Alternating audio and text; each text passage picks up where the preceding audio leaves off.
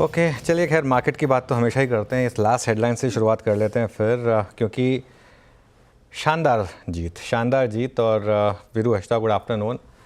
और ना सिर्फ जीत बल्कि जिस तरीके से हमने मैच जीता ऑस्ट्रेलिया में, आई थिंक ये अब तक की हमारी मेरे ख्याल से सबसे एक डोमिनेटिंग जीत होगी, सबसे बड़ी जीत है। सबसे बड़ी जीत है। मतलब एक ऐसी जीत जिसमें सिर्फ एक फर्स्ट सेशन को छोड़ दीजिए जिसमें हम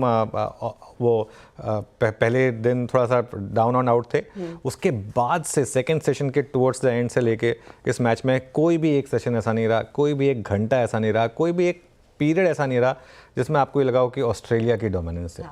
उसके बाद पूरे दिन भारत ने, पूरे मैच में भारत ने डोमिनेट किया। और कल जब डिक्लेयर किया तो वो भी एक तरीके से जैसे कहते हैं दया आ गई, तो उसके लिए डिक्लेयर कर दिया कल। अब तुम भी कुछ कर लो, अब तुम भी कुछ कर लो। अब हमने बना लिए जितने रन बनाने थे उस हिसाब से। और एक चीज़ है, मैं अभी तक की बेस्ट ट्वीट मैंने देखी है वासिम जाफ़र की। अभी वसीम जाफ़र ने एक ट्वीट किया कि okay Google play Bumrah, Google से सॉरी बुमराह इज़ अनप्लेएबल। तो ये इस समय क्लियरली बहुत शानदार जीत। मार्केट की बात हम करेंगे, लेकिन वीरू हष्टा गुड आफ्टरनून। आज सोचा यहीं से शो की शुरुआत। Good afternoon Anuj. वाकई में इतिहास रचा है, और क्योंकि ये एक इम्पॉर्टेंट सीरीज रहती है। पहले तो ऑस्ट्रेलिया है, उसको अपनी सरजमी पर हराना थोड़ा सा मुश्किल रहता है।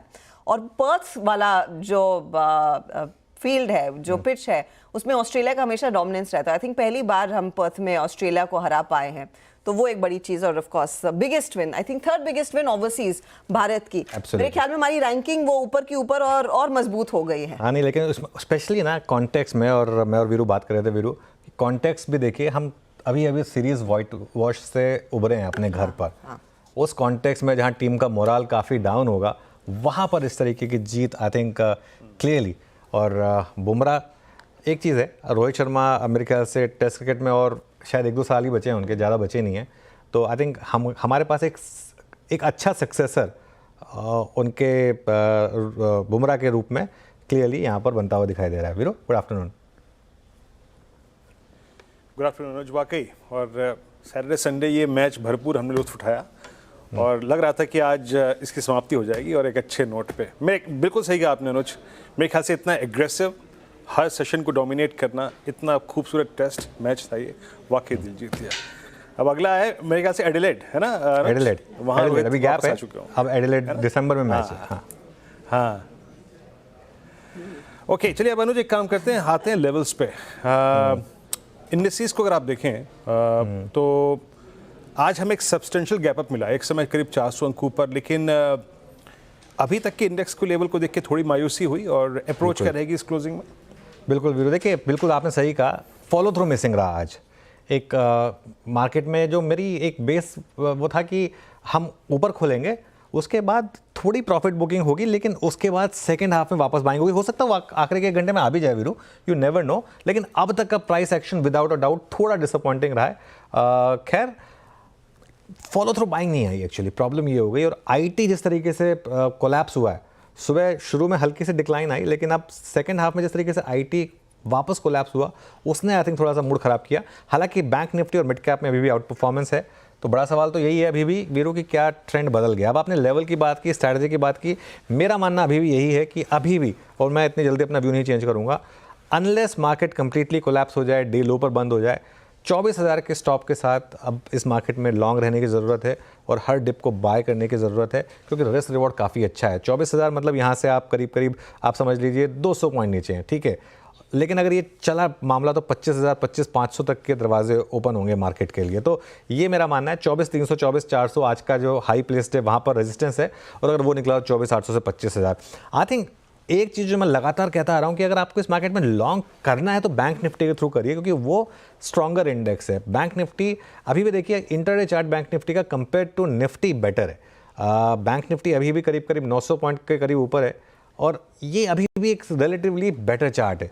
तो इस वजह से, और ये मेरा मानना है कि यहाँ पर 51,600 के एक स्टॉप के साथ, 51,750 आज का लो है, 51,600 के एक स्टॉप के साथ लॉन्ग रहें तो वो एक रीजनेबल स्ट्रैटेजी होगी। बाकी जैसा मैं सुबह भी कह रहा था, अगर मार्केट का वर्डिक्ट कुछ और रहा तो उसको रिस्पेक्ट करेंगे। फिर अनुज, जो हम पहले भी बात कर चुके हैं कि are we out of the woods. अब कल परसों के वो आंकड़े जो महायुति के फेवर में आए हैं और आज का जो बड़ा मूव और उसके बाद स्टेडी रहे हैं, ऐसा नहीं थोड़ा सा ऊपरी लेवल से हल्का हुआ है मार्केट, लेकिन क्या वो कहा जा सकता है कि जो बहुत ज़्यादा चिंता के बादल थे वो अब घटा हट रही है? नहीं बिल्कुल, वो उसमें तो आई थिंक हमारे एक्सपर्ट्स भी जो आए थे उनसे भी जो बात हुई थी, मेरी खुद की जो 2-3 फंड मैनेजर से बात हुई है, कुछ HNI से मेरी बात हुई है, हर कोई मार्केट में आज पैसा डाल रहा है। मेरे पास टेल एविडेंस है कि आज 2-3 बड़े HNIs ने मार्केट में पैसा डाला है, ठीक है। तो इस वजह से मेरा ये कॉन्फिडेंस है कि ये मार्केट जो है अब यहाँ पर एक बॉटम बना चुका है और वो उस विक्ट्री से कॉन्फिडेंस आएगा। सरकारी कैपेक्स देखिए, सबसे बड़ी हाईलाइट होगी सरकारी कैपेक्स। ट्रस्ट में हर्षदा, उसमें आप अगले 3 से 6 महीने में बड़ा पिकअप देखने वाले हैं। आई थिंक आप रिफॉर्म के फ्रंट पर कुछ बड़ी अनाउंसमेंट सुनेंगे अगले 3 से 6 महीने में, आप देख लीजिएगा। तो ये मेरे ख्याल से अभी क्या हो गया ना, इतना मार्केट गिरा हुआ था, प्लस फ्राइडे को रैली हुई और आज रैली हुई, तो कुछ लोग जो फंसे हुए हैं वो निकल रहे हैं इस समय मार्केट में। लेकिन मार्केट लो बना चुका है, बॉटम मार्केट बना चुका है। अब वो उस दिन खराब खबर के साथ, बॉटम हमेशा खराब खबर के साथ बनता है, वो मार्केट बना चुका है।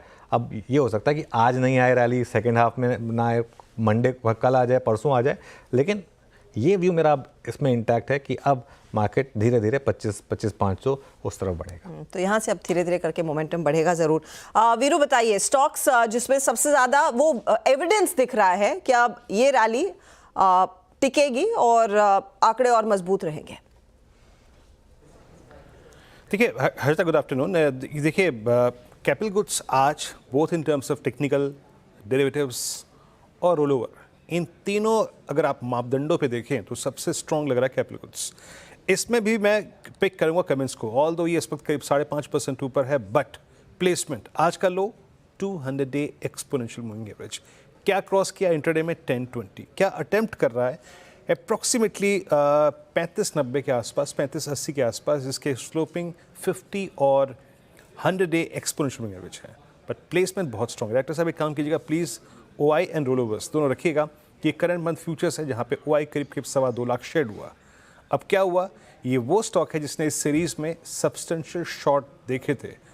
200 डे से कवरिंग आती हुई स्टॉक रिएक्ट करता हुआ डे हाई पर पोजिशनिंग कमेंट्स की बहुत स्ट्रॉन्ग है and considering risk reward ratio. अगली स्लाइड में लेके आऊंगा मैं, जरा प्लीज रखिएगा, दैट्स PEL। ऑल दो हायर लेवल से रिट्रेस हुआ बट स्टिल पोजिशनिंग आज सारे एवरेजेस के ऊपर खुला, अभी भी स्ट्रॉन्ग 293 के स्तर पे एक डे हाई के जोन में आके ट्रेड करता हुआ। डिफेंस में एकमात्र स्टॉक जो मेरे को इस वक्त बहुत अच्छा लग रहा है, ऑल दो HL में तेजी है but still placement risk reward ratio के आधार पे बहुत अच्छी है। और फिर मैं रखूंगा, एक बात लेके आइए आप, स्टेट बैंक ऑफ इंडिया, इसके रोल ओवर के फिगर्स। SBI शुक्रवार को एक सिंकिंग जोन से और 200 डे एक्सपोनेंशियल एवरेज से एक पुल बैक देखे अभी भी डे हाई के क्लस्टर में ट्रेड कर रहा है।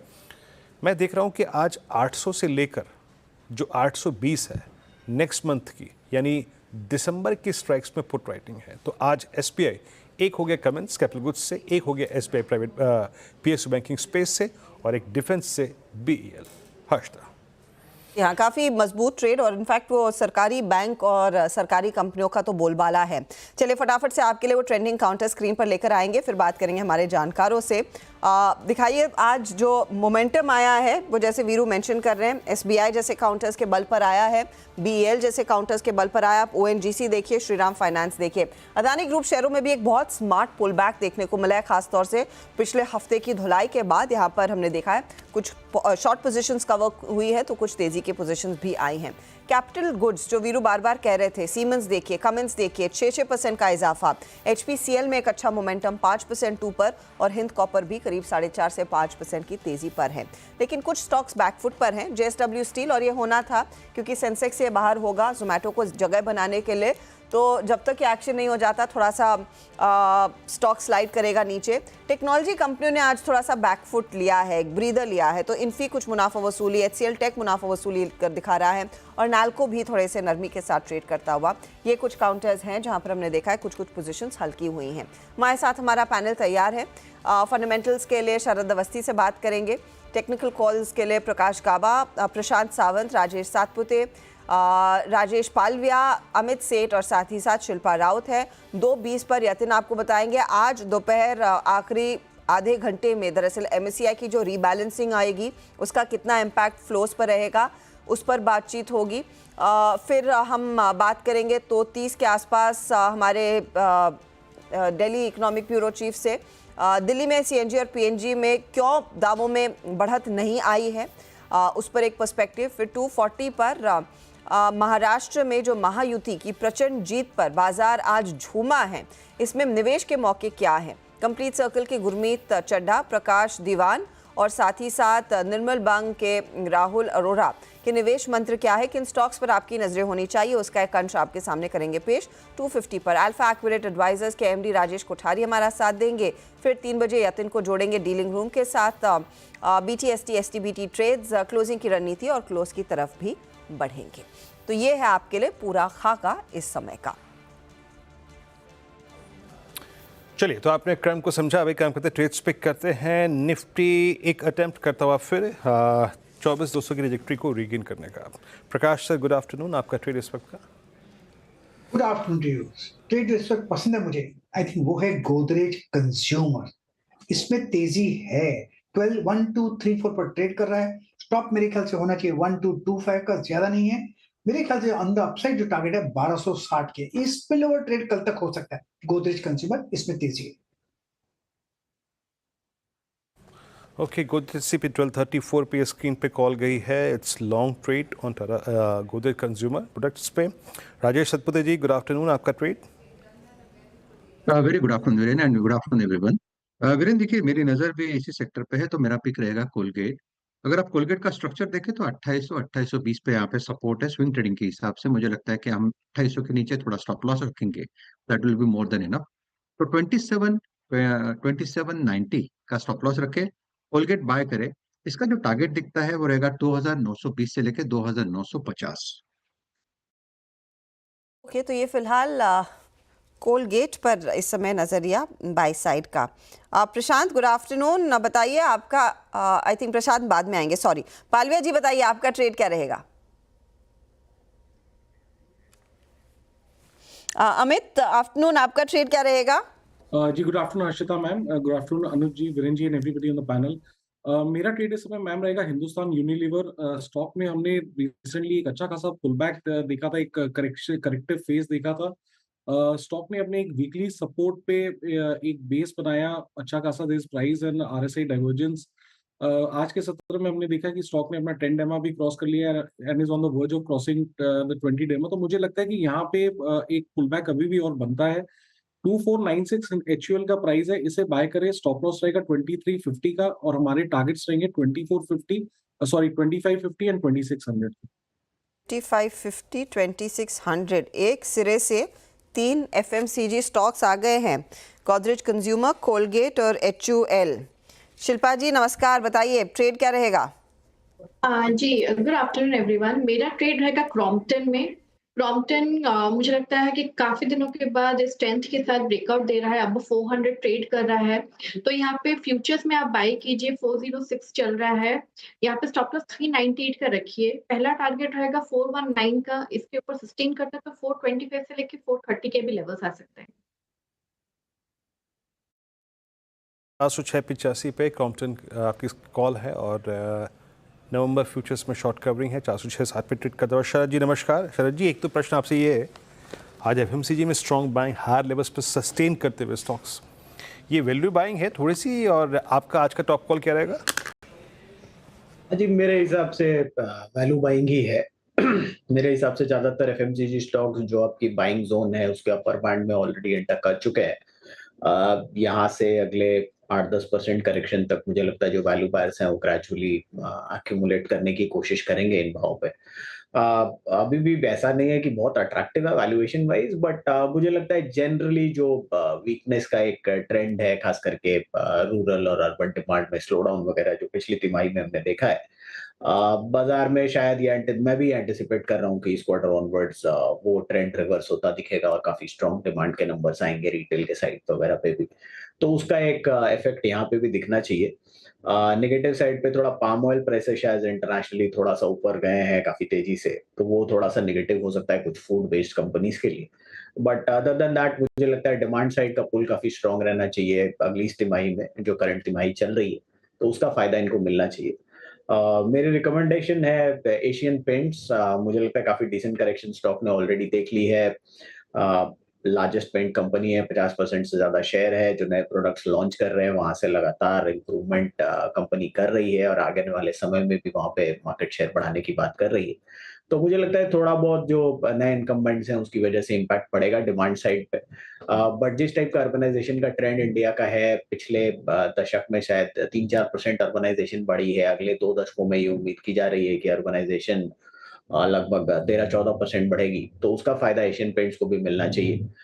इनिशियली हो सकता है थोड़ा सा एक आधी क्वार्टर आपको थोड़ा सा नए इनकम्बेंट्स में शिफ्ट होता दिखाई दे कुछ हिस्सा, बट जिस टाइप का अर्बनाइजेशन का डेटा है, इंडिया का ट्रैजेक्टरी आने वाले समय में एक्सपेक्टेड है, मुझे लगता है एशियन पेंट्स को काफी बड़ा फायदा होगा। जो नए प्रोडक्ट्स भी नए सेगमेंट्स में एंट्री कर रहे हैं वो भी इनको काफी फायदा देना चाहिए। कंपनी अग्रेसिवली कैपेक्स भी कर रही है जिसका मेजर पार्ट 2028 तक आएगा। तो मुझे लगता है ये सब मिला जुला के अपनी मार्केट शेयर डोमिनेंस वगैरह मेंटेन करने में इनको बहुत ज्यादा दिक्कत नहीं आएगा। तेल की कीमतें नीचे रहनी चाहिए तो रॉ मटेरियल साइड का कोई प्रेशर आना नहीं चाहिए। तो मुझे लगता है अगले साल कंपनी आसानी से 60 रुपए के आसपास की अर्निंग्स डिक्लेयर कर देगी, जो करीब 20% की ग्रोथ होगी FY25 के नंबर्स पे पैट के लेवल पे, और 40 से 50 का मल्टीपल मिलना बहुत मुश्किल नहीं होना चाहिए। तो 3,000 रुपए के इनिशियल लक्ष्य के हिसाब से एशियन पेंट्स 3,000 के लक्ष्य के हिसाब से एशियन पेंट। पालव्या जी अब हमारे साथ जुड़ गए। राजेश जी बताइए क्या ट्रेड रहेगा आपका? हर्षा जी, तो स्टॉक जो अभी फोकस में है वो है इंडस टावर। हालांकि स्टॉक में काफी बड़े करेक्शन हमने पिछले दिनों में देखे, लेकिन लोअर साइड से स्टॉक ने एक बेस फॉर्मेशन करके अब जिस तरीके से रिकवरी यहाँ पे बनते हुए दिखी है, डेरिवेटिव डेटा में भी आज शॉर्ट कवरिंग यहाँ बनते हुए दिख रही है। हमें लगता है इंडस टावर को बाय किया जा सकता है। यहाँ पे अपसाइड के टारगेट 345 348 की तरफ आते हुए दिख सकते हैं। स्टॉप लॉस जो रखना होगा वो करीब होगा 332 रुपए के आसपास। 332 का स्टॉप लॉस और इंडस टावर में खरीदारी करके चले। इंडस टावर को आपको याद होगा पिछले हफ्ते वो काफ़ी बड़ी रिलीफ मिली थी सुप्रीम कोर्ट से, तो वो भी प्ले आउट होता हुआ दिखाई दिया है। वीरू, आप पूछ रहे थे क्या यहाँ पर वैल्यू बाइंग हो रही है FMCG कंपनियों में। एक ही गणित बैठ रहा है, ये जो लाड़की बहन योजना है ना, मुझे लग रहा है उसका इम्पैक्ट मार्केट थोड़ा सा भुनाने लगा है, क्योंकि 1500 से 2100 रुपये उम्मीद तो यही है कि थोड़ा सा खर्च बढ़ेगा और अर्बन सेंटर्स में बढ़ना ज़रूरी है वीरू, क्योंकि आप सेकंड क्वार्टर के नंबर्स में वहीं से ये खर्च दरअसल नदारत था। सही रीज़न पकड़ी बहनों ने, सही रीज़न पकड़ी। ये कोई लाडला भैया योजना है? और लाडला भाई है, प्रोवाइडेड आप एक अंडर ग्रेजुएट स्टूडेंट हो तो आपको फिर से एक और ग्रेजुएशन, पहले तो बॉम्बे आना पड़ेगा वीरू, और एक और ग्रेजुएशन करने की कोशिश करनी पड़ेगी, फिर आपको मिलेंगे पैसे उसके लिए भी है, स्टूडेंट्स के लिए है, ऑफ कोर्स महिलाओं के लिए है। तो अच्छी खासी तैयारी कर रखी थी मायूती ने, और तो आई थिंक उसी का एक रिफ्लेक्शन इन कंजम्पशन स्टॉक्स में दिखेगा। पर Harshada, on serious note, I mean ये मध्य प्रदेश ने किया, ये महाराष्ट्र ने किया। आई थिंक जिस तरीके से वोटिंग टर्नआउट था महिलाओं का, आई थिंक बाकी दूसरे स्टेट्स फॉलो करेंगे इसको। दैट्स द क्रिटिकल रीजन, अगर सही मायने में पूछा जाए तो। आई एम अज्यूमिंग सो वीरू, वैसे हो सकता है क्योंकि ये क्लियरली गणित इनके फेवर में आता हुआ दिखाई दिया। अब सवाल यही कि इसका फिस्कल एक्सपेंसेस पर कितना ज़्यादा, फिस्कल बर्डन कितना ज़्यादा बढ़ता है, वो तो बाद में ही पता लगेगा। क्या एक तरफ से दे रहे हैं, कहाँ से निकालेंगे वो टैक्सेस के ज़रिए, क्योंकि पैसे होने चाहिए फिर आपके पास पर्याप्त सरकार के पास इस तरह के डोल आउट्स देने के लिए। ट्रेडर्स के लिए प्रकाश सर कुछ बोलना चाहते हैं? प्रकाश सर, प्रकाश सर आपको तो दे दिया, आपको तो मिल गया ना, आज वो स्क्रीन पर दिख गया है, ये लाड़का ट्रेडर ही है। नहीं, ऑप्शन ट्रेडर्स जो लॉस करते हैं उनके लिए कुछ नहीं। वो वीरू आपको बताएंगे उनको क्या जरूरत है किसी तरह की योजना की, या सीनियर सिटीजन्स के लिए होना चाहिए। नहीं हम तो गाबा सर एक्चुअली आप हम सबसे ज़्यादा फिट हैं, तो इसके लिए आप सीनियर सिटीजन में क्वालिफाई नहीं करेंगे एक्चुअली। नहीं बट लेकिन हंसी मजाक ऑन द साइड, लेकिन ये सवाल बाजी पे वैसे कि भाई at the end of the day अगर लेकिन एक चीज़ तो है, ये सब स्कीमें जो है ना काम कर रही हैं वैसे, तो बाकी जगह पर भी आएंगी। वही मैं कह रही थी कि वो आएंगी, बट बस उसकी वसूली किसी और तरीके से ना हो। देखिए एक घड़ा भरेगा तो दूसरा सिंपल चीज़, बहुत बस बहुत सिंपल चीज़ है। इसको आप समझ के चलिए कि एक कहते हैं ना, मार्गरेट थ्रेचर का एक बहुत अच्छा कोट था कि the problem with communism is you soon run out of other peoples money. Correct. तो पैसा तो लिमिटेड है, तो अब थोड़ा सा जो वेल टू डू लोग हैं उन्हें थोड़ा सा सेक्रीफाइस और करना पड़ेगा। थोड़े से हो सकता है आगे जाते हुए कुछ और आपको उस हिसाब के स्टेप्स देखने को मिले। किसी को तो बिल भरना है, बिल किसी को तो भरना है ना, बिल तो भरना है किसी को, इसमें कोई डाउट नहीं है। लेकिन ये है कि ये आई थिंक कोई बहुत इसकी वजह से कोई बहुत ज़्यादा आई थिंक फिजिकल पे बहुत ज़्यादा प्रेशर आएगा, वो मुझे नहीं लगता। आई थिंक वो कहीं ना कहीं से जुगाड़ हो जाएगा कहीं ना कहीं से। जी हाँ। चलिए, एक दो और ट्रेड्स आपकी स्क्रीन पर रखना चाहते हैं राजेश सातपुते जी। देखिए, आयशर मोटर्स 1.25% ऊपर है, पिछले आधे घंटे में थोड़ी थोड़ी करके हरकत लौटी है। 5037 का ये स्टॉक बिक्री के आंकड़ों के बाद से थोड़ा सा मोमेंटम इसमें रहा है। ऑफ कोर्स अब देखते हैं मार्केट की चाल जोर पकड़ेगी तो यहाँ पर कितना और इम्प्लीकेशन आएगा। लेकिन क्या 5050 पर नई खरीदारी करना आप चाहते हैं आप या नहीं? एक्चुअली करना चाहिए हर्षदा जी। अगर आप इसका डेली चार्ट देखें तो एक क्लियर ब्रेकआउट मिलता है। इनफैक्ट सुबह भी वीरेंद्र ने पूछा था, तभी मैंने यही कहा था 5020 5030 एक इंपॉर्टेंट लेवल है, और ये सरपास होता है तो उसके बाद यहाँ पे मोमेंटम मिलेगा। और सबसे बड़ी बात है, ये जो डिप मिला अभी जो 1 घंटे पहले, ये डिप के बावजूद ये अपने लेवल को मेंटेन कर रहा है। तो मुझे लगता है हमें एक स्टॉप लॉस के साथ ट्रेड में उतरना चाहिए। 4994 ये दिन का लो है, तो let's keep our stop loss at 4990 and go long. इसका जो नेक्स्ट टारगेट है, नेक्स्ट रेजिस्टेंस है रादर, वो करीबन करीबन 5140 150 के ट्रेजेक्टरी में, जो कि हमारा एक स्विंग ट्रेडिंग का टारगेट होगा। इन वाइल एक बार आप अब लेकर आइए TCS का शेयर, बिकॉज क्लियरली IT में हायर लेवल से थोड़ा प्रेशर था, लेकिन TCS का स्टॉक आएगा आपकी स्क्रीन पर। यहाँ पर अब थोड़ा लोअर लेवल से थोड़ी सी बाइंग की वापस शुरुआत हुई है। ये एक इंटरेस्टिंग स्टॉक था जो मेरे रेडार पर आया। उसके अलावा एक बार लेकर आइए डाबर और गोदरेज कंज्यूमर। अब ये स्टॉक्स जो है ना, ये अब मैं फिर कह रहा हूँ, ये अब वो स्टॉक्स होंगे जो आपको बता रहे हैं कि मार्केट का अब व्यू क्या है, अगर इस जीत के बाद किस तरीके के स्टॉक्स शायद आगे जाके काम करेंगे। कंजम्पशन स्टॉक्स है, बट निफ्टी FMCG लेकर आइए। निफ्टी FMCG का आज का चार्ट और निफ्टी FMCG का पिछले मेरे ख्याल से 2-3 महीने का चार्ट, यहाँ पर अच्छी खासी लोअर लेवल से वापस बाइंग लौट रही है। मेरे ख्याल से ये एक स्पेस होगी, ये देखिए, जहाँ पर सबसे ज़्यादा अर्निंग्स का प्रेशर इसी सेक्टर में था आज तक। 3 महीने में करीब 10% की करेक्शन आई, क्योंकि यहाँ पर सबके नंबर्स काफ़ी ख़राब थे। यहाँ पे मौके ढूंढने होंगे आपको, मुझे लग रहा है यहाँ पर काफ़ी इंटरेस्टिंग अपॉर्चुनिटीज़ मिलेंगी अगले कुछ दिनों में। और in fact Anuj, Godrej consumer, Colgate, HUL, Asian paint, of course ये सारे वो बाय ट्रेड्स हमारे जानकारों ने एक सिरे से निकाल के रखे हैं। तो ये फिलहाल आपकी स्क्रीन पर स्टॉक्स में मोमेंटम भी है। चलिए, अब आगे बढ़ते हैं, फोकस करते हैं MSCI पर, क्योंकि देखिए 3 बजे से वो रीबैलेंसिंग का इम्पैक्ट आपको स्टॉक्स में दिखने लगेगा। सबसे इंपॉर्टेंट ऑफ कोर्स आपका HDFC बैंक है, और एक और आगे लंबी लिस्ट है स्टॉक्स की जिन पर ये इम्पैक्ट आएगा। लेकिन किस तरह के फंड फ्लो का अनुमान लगाया जा रहा है? यतन हमारे साथ है। यतन, बताइए क्या इंप्लीकेशंस रहेंगे फ्लोज के लिहाज से? तो देखिए, MSCI का रीबैलेंसिंग आज 3 से 3.5 के बीच में होगा, और सबसे अच्छी बात यह है कि आज $2.5 बिलियन के पैसिव फ्लोज आपको आते हुए दिखाई देंगे भारतीय बाजारों में। इसका मतलब ये है कि जो MSCI की कुल बाइंग है वो $2.5 बिलियन यानी 20,000 करोड़ से ज़्यादा की आपको आती हुई दिखाई पड़ सकती है। और इसका मुख्य कारण है HDFC बैंक, क्योंकि HDFC बैंक की जो शेयर होल्डिंग पैटर्न थी उसका फेज़ 2 भी जो है वो फेवर में था। इसके लिए MSCI ने फिर से एक बार यहाँ बाइंग की जो है व्यू ली है। वेटेज अप हो रहा है, जिसके कारण लगभग $1.25 से $1.5 बिलियन का ब्रोकरेज अनुमान कर रहे हैं कि यहाँ खरीदारी आपको देखने को मिलेगी। तो HDFC बैंक वेटेज बढ़ने के बाद यहाँ 10,000 करोड़ का इन्फ्लो। इसके अलावा 5-6 स्टॉक्स जो आपको नज़रों पे होने चाहिए, उसमें सबसे पहले है वोल्टास और एल्केम लैब्स। इन दोनों ही स्टॉक्स में सबसे बड़ी बाइंग आपको आती हुई नजर पड़ेगी। इसके अलावा ओबेरॉय रियल्टी, कल्याण ज्वेलर्स और BSC लिमिटेड, ये वो 2-3 नाम हैं जहां 150 से $200 मिलियन के आसपास की आपको बाइंग आती हुई नजर पड़ेगी। तो ये 5-6 स्टॉक्स हैं जहां सबसे ज़्यादा बाइंग है। इसके अलावा अगर हम बात करें स्मॉल कैप इंक्लूजन की, तो Indegene, Eureka, Forbes, Entero health care, Aadhar housing finance, DCM Shriram, ये सब स्टॉक्स हैं जहां आपको छोटे मोटे $5 से $10 मिलियन के आसपास के बाइंग फ्लो दिखाई देंगे। लेकिन क्लियरली आज HDFC बैंक पर नजर रहेगी, क्योंकि लास्ट आधे घंटे का जो बाइंग वॉल्यूम है और जो स्टॉक मोमेंटम है वो अपनी नज़रों पर रहेगा।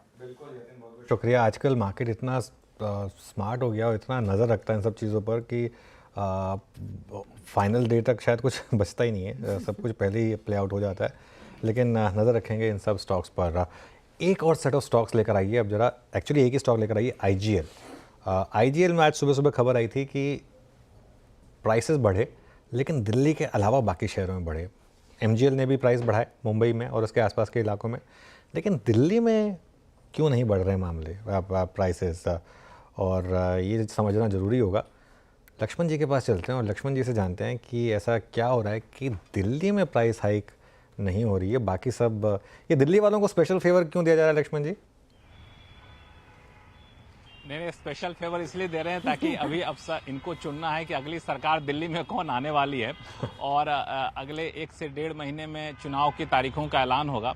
अब बिल्कुल चुनाव के मूड में दिल्ली आ गई है, और आम आदमी पार्टी जिस तरीके से हमलावर है, सरकार कोई जोखिम लेना नहीं चाहती है, और शायद यही वजह है कि आसपास के सभी इलाकों में गुड़गांव, नोएडा, ग्रेटर नोएडा, फरीदाबाद, सब जगह सीएनजी के दाम बढ़े, लेकिन दिल्ली को छोड़ दिया गया। अब जो मुझे सूत्र बता रहे हैं उसके मुताबिक हो सकता है कि बहुत हद तक संभावना है कि दिल्ली में चुनाव के बाद ही अब सीएनजी पीएनजी के दाम बढ़े, और ये कोई आश्चर्य आपको नहीं होना चाहिए। इसलिए नहीं होना चाहिए कि शायद अगर आप याद करें 2022 में जब उत्तर प्रदेश का चुनाव हुआ था, उस वक्त भी सीएनजी पीएनजी के दाम बढ़े थे, लेकिन उत्तर प्रदेश के प्रमुख शहरों में वो दाम नहीं बढ़ाए गए थे, उत्तर प्रदेश को छोड़ दिया गया था, बाकी जगह दाम बढ़े थे। फिर चुनाव के बाद ये दाम बढ़ोतरी का ऐलान किया गया था। तो ये पहली बार नहीं हो रहा है, लेकिन इस बार चूंकि 2 बार लगातार सरकार ने महीने भर के भीतर 16 अक्टूबर और 16 नवंबर को जो एडमिनिस्ट्रेटिव प्राइस मैकेनिज्म के तहत जो नेचुरल गैस दी जाती है, सस्ते में नेचुरल गैस दी जाती है, उसमें कटौती की। पहले 16 अक्टूबर को 21% और 16 नवंबर को 20% कटौती की। तो इससे माना जा रहा था कि इन आईजीएल जैसी कंपनियों के ऊपर दबाव पड़ेगा, इसलिए दाम बढ़ाएंगी। लेकिन पेट्रोलियम मंत्रालय के सूत्रों का कहना है कि दाम बढ़ाना जरूरी नहीं है। ये सही बात है कि उनके मार्जिन पर दबाव पड़ेगा, लेकिन उनकी दलील ये कि पहले से मार्जिन इतनी ज्यादा है कि वो चाहे तो थोड़े बहुत मार्जिन के साथ समझौता कर सकती हैं। और ये भी इनका सरकार की तरफ संदेश जा चुका है, अगर आपने बेतहाशा बढ़ोतरी की तो हम आपसे ब्रेकअप भी पूछ सकते हैं कि बताइए किस किस मद में क्यों आप दाम बढ़ा रहे हैं, इसका आपको ब्रेकअप देना पड़ेगा। तो शायद सरकार की तरफ से ये अनकहा संदेश गया है। इसके बाद कंपनियां थोड़ी सतर्क हो गई हैं। यही वजह है कि आपने देखा होगा कि मुंबई में भी चुनाव के बाद दाम बढ़े, दिल्ली के आसपास के इलाकों में दाम बढ़े, दिल्ली में नहीं बढ़े, तो शायद चुनाव तक दाम ना बढ़े। ओके, तो दिल्ली में चुनाव तक दाम ना बढ़ने की स्थिति, और ये स्टॉक्स हम देख रहे हैं थोड़े से हरकत में है। मैं एक फॉलो अप पूछना चाह रहा था लक्ष्मण जी, तो लेकिन ये सिर्फ मतलब टेम्परेरी रिलीफ है, जैसे इलेक्शन होंगे वहाँ पर भी दाम बढ़ेंगे, राइट? या फिर कुछ और मामला भी आ सकता है? नहीं, मुझे लगता है कि ये सिर्फ अस्थायी रिलीफ है, टेम्पररी रिलीफ है। चुनाव के बाद दाम फिर से यहाँ बढ़ सकते हैं। अब देखना होगा कि बीच में सरकार किस तरीके से अगर कोई मार्जिन को लेकर कोई गाइडलाइन जारी करती है या फिर अंदर खाने से कोई नया समीकरण निकल कर आता है तो अलग बात है। लेकिन सिर्फ ये अब तक का जो हमने अनुभव के आधार पर देखा है कि चुनाव तक सिर्फ इंतजार किया जाएगा, चुनाव के बाद दाम बढ़ जाने चाहिए जितना उनके ऊपर मार्जिन के हिसाब से कैलकुलेशन होगा, लेकिन वो भी बेतहाशा दाम शायद ना बढ़े, क्योंकि सरकार अब पैनी नजर रखे हुए, और दाम ज्यादा बढ़ाएंगे तो सरकार इनसे पूछताछ भी कर सकती है। शुक्रिया लक्ष्मण जी। एक बड़ी खबर, तो दिल्ली में फिलहाल थोड़ी सी राहत है कि सीएनजी के दाम नहीं बढ़ रहे, लेकिन बस चुनाव तक, और जनवरी में चुनाव की डेट्स का आई थिंक ऐलान होता हुआ दिखाई देगा, और उसके बाद हम चुनाव में उतरेंगे, तो एटलीस्ट 1.5-2 महीने की थोड़ी सी राहत मिलती हुई दिखाई देगी। अनुज, नॉर्मली अगर किसी एक क्षेत्र में दाम ना बढ़े, और दिल्ली एक बहुत बड़ा मार्केट है, दिल्ली एनसीआर एक बड़ा मार्केट है, किसी दूसरे दिन शायद स्टॉक्स अंडर परफॉर्म करते या फिर थोड़ा सा उसके अंदर उनकी खटास रहता, वो आज दिख नहीं रहा है, क्योंकि मार्केट को पता है ये कि 2 महीने नहीं बढ़ेगा ना, उसके बाद बढ़ेगा। जैसे आज देखिए, आप ऑयल मार्केटिंग कंपनीज के स्टॉक्स लेकर आइए आप एक बार जरा, ये हर बार होता है। आज तो क्रूड के प्राइसेस ऊपर है ना, $75 के ऊपर आए हैं क्रूड के प्राइसेस, लेकिन आज HPCL BPCL क्यों चल रहे हैं? क्योंकि वो एक रिस्क फैक्टर खत्म हो गया वहाँ से। अब ये वापस इनके पास, अगर कल को क्रूड के दाम बढ़ेंगे तो इनके पास पावर होगी प्राइस बढ़ाने की, तो इसके लिए तो ये जो होता है, मार्केट को पता है कि ये दिल्ली में नहीं बढ़े, लेकिन फिर भी आईजीएल टॉप गेनर्स में से, क्योंकि इवेंचुअली तो बढ़ने हैं, और बाकी आसपास की मार्केट्स बड़ी हैं, नोएडा वगैरह की, तो वहाँ तो बढ़ ही गए हैं, दिल्ली में बढ़ जाएंगे, 2 महीने बाद बढ़ जाएंगे। 2 महीने तक दिल्ली वाले चला लें, थोड़ी सी कम लागत पे गाड़ी, और क्या इससे ज़्यादा क्या मजे कर लें। अच्छा है, ऐश है। इन स्टॉक्स में लेकिन क्या रवैया अपनाना है? आईजीएल, शिल्पा जी, आपका जो अनुज ये भी मेंशन कर रहे थे, ऑयल मार्केटिंग कंपनियां, HPBP, IOC, हम इसकी बात पिछले हफ्ते भी कर रहे थे इन ऑयल मार्केटिंग कंपनियों की। बिल्कुल हर्षिता जी, अगर आईजीएल की बात करेंगे तो 320 जब तक होल्ड कर रहा है, मुझे लगता है इसमें 345, 360 के लेवल्स आ सकते हैं। वहीं पे बीपीसीएल, एचपीसीएल की बात करेंगे, ऑलरेडी बहुत ऊपर है, लेकिन ये एचपीसीएल की बात करेंगे तो एक क्रूशियल लेवल एक है, 380 अगर होल्ड करता है, सस्टेन करता है, तो इसमें आपको 420 तक के भी लेवल्स आएंगे। अदरवाइज वापस ये फिसलता हुआ आपको दिखेगा टुवर्ड्स 360। वहीं पे बीपीसीएल की बात करेंगे, 300 से लेके 305 एक इसका रेजिस्टेंस जोन है, इसके ऊपर सस्टेन करेगा तो 320 325। तो लेवल्स जो अभी हैं ये क्रूशियल है, ये यहाँ पे सस्टेन करना इंपॉर्टेंट है फॉर फर्दर अपसाइड, अदरवाइज यहाँ पे थोड़ा आपको और स्लाइड डाउन मिल सकता है। ओके, मीनवाइल एक बार टीसीएस वापस लेकर आइए जरा, क्योंकि अभी 10 मिनट पहले हमने इसकी बात की थी, इसको स्पॉट किया था और अब ये वापस डे हाई पर आ रहा है। अमित सेठ जी, एक बार टीसीएस का चार्ट देखिए, कोई व्यू स्टॉक पर? जी अनुज जी, टीसीएस ने एक अच्छा खासा फ्राइडे के सत्र में कैंडल बनाया था और उसने काफी रेजिस्टेंसेस टेक आउट कर दी थी और आज के सत्र में हम उसका फॉलो अप देख रहे हैं। एक क्रूशियल रेजिस्टेंस जो कि लगभग 4250 4260 थी, स्टॉक ने क्रॉस कर लिया और जिस हिसाब से स्ट्रक्चर बेस्ड है और एक फॉलिंग चैनल का ब्रेकआउट यहाँ पे है, तो मुझे ऐसा लगता है टेक्निकली देखते हुए कि 4350 4400 तक के लेवल्स 1 से 2 दिनों में पॉसिबल है। स्टॉप लॉस हम यहाँ पे रखेंगे 4240 का। ओके, टीसीएस 4290 पे पिछले 3 दिन का सबसे strong price performer large cap IT में टीसीएस। मेनवाइल आप लेके आइए। देखिए, आज मैं जो टॉप गेनर्स की बात कर रहा था, जब हर्षता से शुरू में बातचीत हो रही थी कि क्या स्टेबल लग रहा है, स्ट्रॉन्ग लग रहा है, Siemens, Cummins, ABB, but look at LNT. देखिए, सुबह से हम बातचीत कर रहे हैं विशेषज्ञों से भी। सुबह आज मेरे ख्याल से जब नीलेश शाह थे, वो भी काफ़ी ऑप्टिमिस्टिक नज़र आए कि H2 में शायद जो वो कैपेक्स डेफिसिट रहा वो शायद कंपनसेट हो जाए H2 में। पहले एक टेक्निकल नजरिए लेते हैं एलएनटी पर। एलएनटी एक मल्टी मंथ और आप कह सकते हैं कि ऑलमोस्ट CY24 के जो हाईएस्ट क्लस्टर हैं उनको टेस्ट कर रहा है। शिल्पा जी, पहले तो आप बताइए 3746, अगर ये 3780 का जोन इस पूरी रोल ओवर की प्रक्रिया में रीगेन कर गया, क्रॉस कर गया, तो क्या व्यू है आपका एलएनटी पे? क्योंकि एक डिफरेंशियल है between the price performance of ABB, Siemens और कमिंस और एलएनटी की प्राइस परफॉर्मेंस में एक अंतर है। आपका व्यू एलएनटी पर?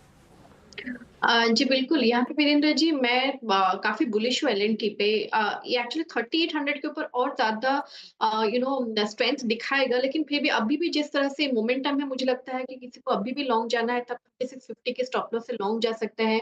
3800 के ऊपर इसकी जो स्ट्रेंथ है और एग्रेवेट हो जाएगी, जहां पे लेवल्स ऑफ 3950 से 4000 भी आ सकते हैं। मुझे लगता है कि December series should play out well, तो यहाँ पे 3800 का कॉल ऑप्शन दिसंबर सीरीज में जो रफली 74-75 रुपीज में ट्रेड कर रहा है, आप इसमें पार्टिसिपेट कीजिए। स्टॉप लॉस थोड़ा स्टीप रहेगा 30 रुपीज का यहाँ पे, लेकिन मुझे लगता है 130 से लेके 180 तक के भी लेवल्स आ सकते हैं। शरद जी, आपका सेंस क्या कह रहा है एलएनटी पे? क्योंकि फ्रेंकली स्पीकिंग जो लास्ट स्ट्रॉन्ग अर्निंग्स थी, स्ट्रॉन्ग ऑर्डर इनटेक था इनके एक सिंगल क्वार्टर में, अभी तक उसका हमने बहुत बड़ा इम्पैक्ट नहीं दिखा इसके प्राइस परफॉर्मेंस में, कंसिडरिंग आई थिंक अक्टूबर नवंबर में जो पेन था मार्केट में। एलएनटी की प्लेसमेंट लग कैसी रही आपको?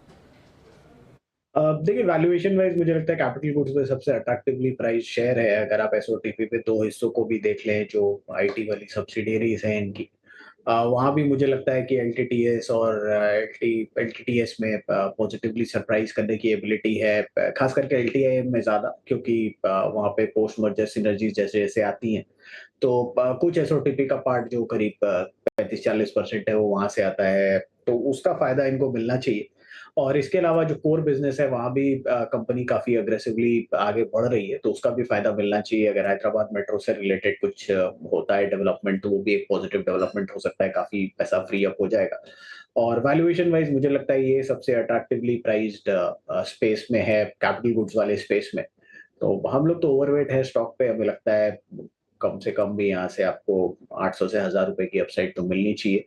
पिछले कुछ समय में ज्यादा कुछ हुआ भी नहीं है, तो मुझे लगता है सेकंड हाफ, जैसा अभी अनु भी बोल रहे थे कि मोस्ट प्रोबेबली ऑर्डर बुक वगैरह काफी स्ट्रांग है, एग्जीक्यूशन सेकंड हाफ में भी स्ट्रांग रहना चाहिए, तो उसका फायदा इस कंपनी को मिलना चाहिए। तो हमें लगता है 800 से 1000 रुपए की अपसाइड के लिए एलएनटी सर्टेनली इन्वेस्ट करके रखना चाहिए लेवल्स पर। बेहतर होती है एग्जीक्यूशन का फ़ायदा, आगे सेकंड हाफ से मजबूत अर्निंग्स की उम्मीद एलएनटी में, तो एक बाई साइड का ट्रेड और पूरा कैपिटल गुड्स पैक दरअसल आज आउट परफॉर्म कर रहा है। लेकिन देखिए, बाजार में आज की तेज़ी का एक बड़ा ट्रिगर यही है, वो पॉलिटिकली है कि महाराष्ट्र में महायुति ने प्रचंड बहुमत से दरअसल सरकार बनाने की घोषणा की है और साथ ही साथ बाजार ने इसी को सलामी भी दी है। पिछले 2 दिन में निफ्टी करीब 1000 अंक की दौड़ लगा चुका है। इस जीत के बाद तेजी कितनी और चलेगी, किन स्टॉक्स के जरिए चलेगी, इस पर दिग्गजों की क्या राय है, इसी पर हमने एक खास आयोजन किया। बाजार में कहां पर अब कमाल देखने को मिलेगा, इस बेमिसाल महाराष्ट्र में महायुति के परफॉर्मेंस के बाद कंप्लीट सर्कल के मैनेजिंग पार्टनर गुरमीत चड्डा, प्रकाश दीवान.इन के प्रकाश दीवान और साथ ही निर्मल बंग इंस्टीट्यूशनल इक्विटीज के सीईओ राहुल अरोरा से बात की और उन्होंने खास तौर से कुछ शेयर आप ही के लिए चुने हैं।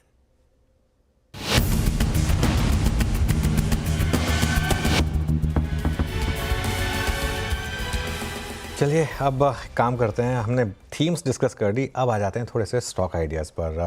राहुल, आपके साथ शुरुआत करता हूँ। आपने कहा उन कंपनीज पर फोकस करें जहां आपको टॉप लाइन की विजिबिलिटी है, क्योंकि वही अब इस रन में आउट परफॉर्म करेंगे। तो ऐसे आपके इस समय टॉप पिक्स क्या होंगे इस मार्केट में अगले एक साल के व्यू के हिसाब से? तो I think Anuj, consumer discretionary पे अभी भी काफी झुकाव रहेगा। आई थिंक जिस तरह से होटल्स कर रहे हैं, और अभी इंडियन होटल्स की एनालिस्ट मीट भी हुई थी, आई थिंक काफी हमारे कंपेटिटर्स और हमने भी अपग्रेड किया था स्टॉक को फर्दर।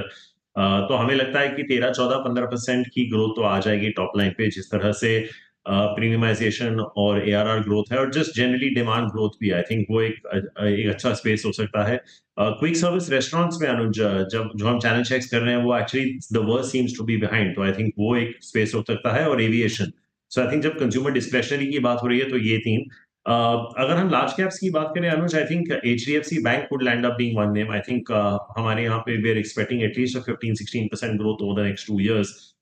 उसके साथ आप SBI को भी जोड़ सकते हैं। And अगर आपको इंश्योरेंस में खेलना है तो ICICI Pru Life also looks like a good place to be। और अनुज, ये जो कंज्यूमर ड्यूरेबल्स और EMS प्लेयर्स हैं, ये जो मार्केट में गिरावट आई थी, काफी कुछ स्टॉक्स में काफी अच्छी करेक्शन आई थी। सो sorry, we could look at names like Blue Star, Polycab, Dixon may be a little lower, but I think वहां पे भी एक अपॉर्चुनिटी सी sort of बन रही है। एंड अगर मैं कंज्यूमर डिस्क्रेशनरी में एक और नाम ऐड कर दूं अनुज, वो होगा यूनाइटेड स्पिरिट्स। मैं वो थोड़ा जहन से निकल गया, extremely bullish on that name. I think India UK FTA की भी बात हो रही है, अगर वो आ जाएगा तो स्टॉक के लिए आई थिंक 15-20% का कैटलिस्ट वहीं से आ जाएगा। And lastly I think Anuj, chemicals. I think कुछ नाम हैं ओलियो केमिकल्स में, जैसे Galaxy Surfactants, Fine Organics, and even some names like SRF, Navin, that have approached good price point. So I think ये कुछ नाम जहन में आ रहे हैं जहां पे डिसेंट प्राइस करेक्शन है, और हमें टॉप लाइन और अर्निंग्स की विजिबिलिटी दिख रही है अगले 12 से 18 महीने। We would be buyers in some of these names. Okay Prakash, आप के टॉपिक्स क्या होंगे इस समय, अगर किसी को अब फ्रेश पैसा डालना हो तो कुछ 3-4 नाम? एक तो राहुल से कॉमन मेरा जो मिलता जुलता है वो एयरलाइंस का है। आप स्पाइस, इंडिगो दोनों ले सकते हैं, बट थोड़ा प्रपोर्शन रखिए, इंडिगो ज्यादा लीजिए, 2/3 एलोकेशन करिए, 1/3 स्पाइस करिए, बट ये दोनों को बेनिफिट मिलेगा।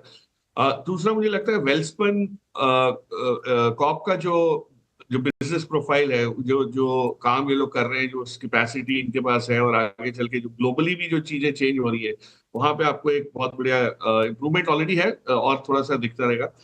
और एक सेक्टर जहां मुझे लगता है कॉम्प्रेस बायोगैस का जो फोकस आने के बाद एक शिफ्ट होना शुरू हुआ है, वो प्राज इंडस्ट्रीज को बड़ा फायदा होगा। हमने ऑलरेडी देखा 500 से 700 के ऊपर निकल चुका है, लेकिन अभी भी मुझे लगता है एक री रेटिंग, और उन्होंने जिस हिसाब से 3 गुना करने की रेवेन्यू करने की वो की है, घोषणा की है कि भाई ये हम टारगेट ये कर रहे हैं।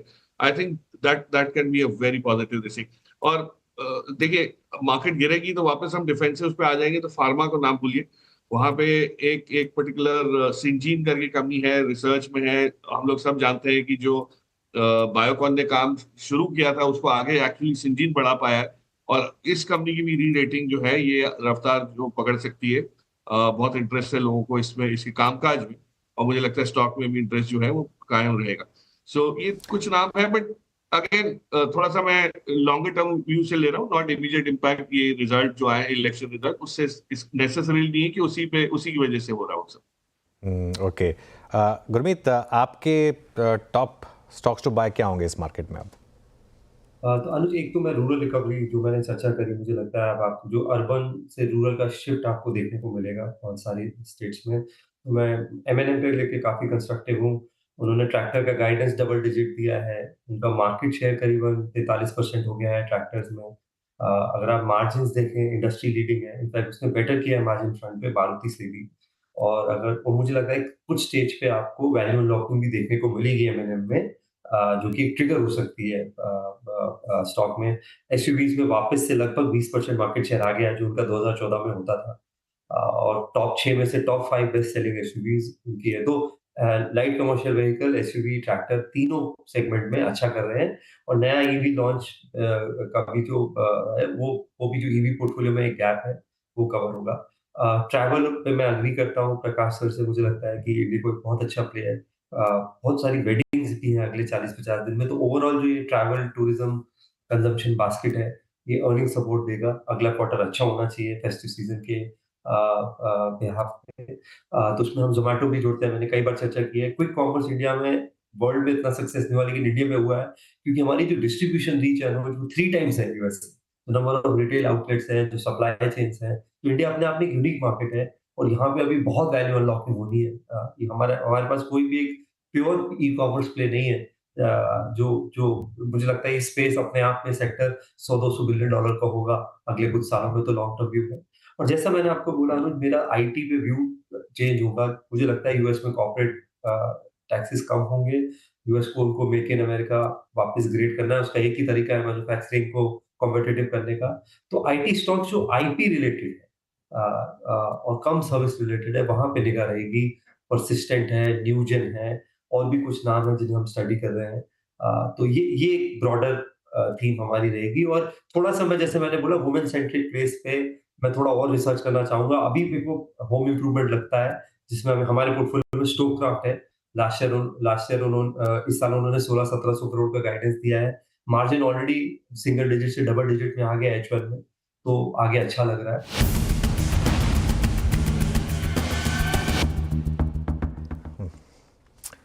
ओके चलिए अब एक काम करते हैं। अब ये तो आपके लिए कुछ लॉन्ग टर्म स्टॉक आइडियाज़, लेकिन ट्रेडिंग में क्या करना है। 4 ट्रेड्स आपके लिए अब इस समय। सस्ता ऑप्शन ट्रेड शिल्पा राउत से लेंगे, उसके बाद चलेंगे राजेश पालवे जी के पास FNO सुपरस्टार के लिए, फिर प्रशांत सावंत जी, एक्चुअली प्रशांत जी अभी जुड़ रहे हैं हमारे साथ, उनसे एक ट्रेड लेंगे चार्ट का चमत्कार में, और उसके बाद मिड कैप फंडा के लिए शरद अवस्थी जी के पास चलेंगे। शिल्पा जी आपसे शुरुआत कर रहे हैं, सस्ता ऑप्शन ट्रेड बताइए। जी अनुज जी, सस्ता ऑप्शन मेरा आईटी से रहेगा टीसीएस में मोमेंटम बहुत स्ट्रॉन्ग आ रहा है। मुझे लगता है 4400 इसका नेक्स्ट स्टॉप है। तो यहाँ पे दिसंबर सीरीज में 4350 4350 का कॉल ऑप्शन जो रफली 85-86 रुपीज में ट्रेड कर रहा है, आप इसमें पार्टिसिपेट कीजिए। स्टॉप लॉस आप यहाँ पे 60 का रखिए। जो पहला टारगेट रहेगा वो रहेगा 110 का। इसके ऊपर सस्टेन करता है तो 135 से लेके 150 के लेवल्स। 4350 का कॉल टीसीएस कुछ देर पहले हम डिस्कस भी कर रहे थे। एक बाय साइड का ट्रेड 4350 का कॉल आप लेकर चले, जो इस समय आपको 85 रुपए के आसपास दिख रहा है। अब चलते हैं राजेश पालविया के पास। राजेश जी बताइए आपका FNO सुपरस्टार।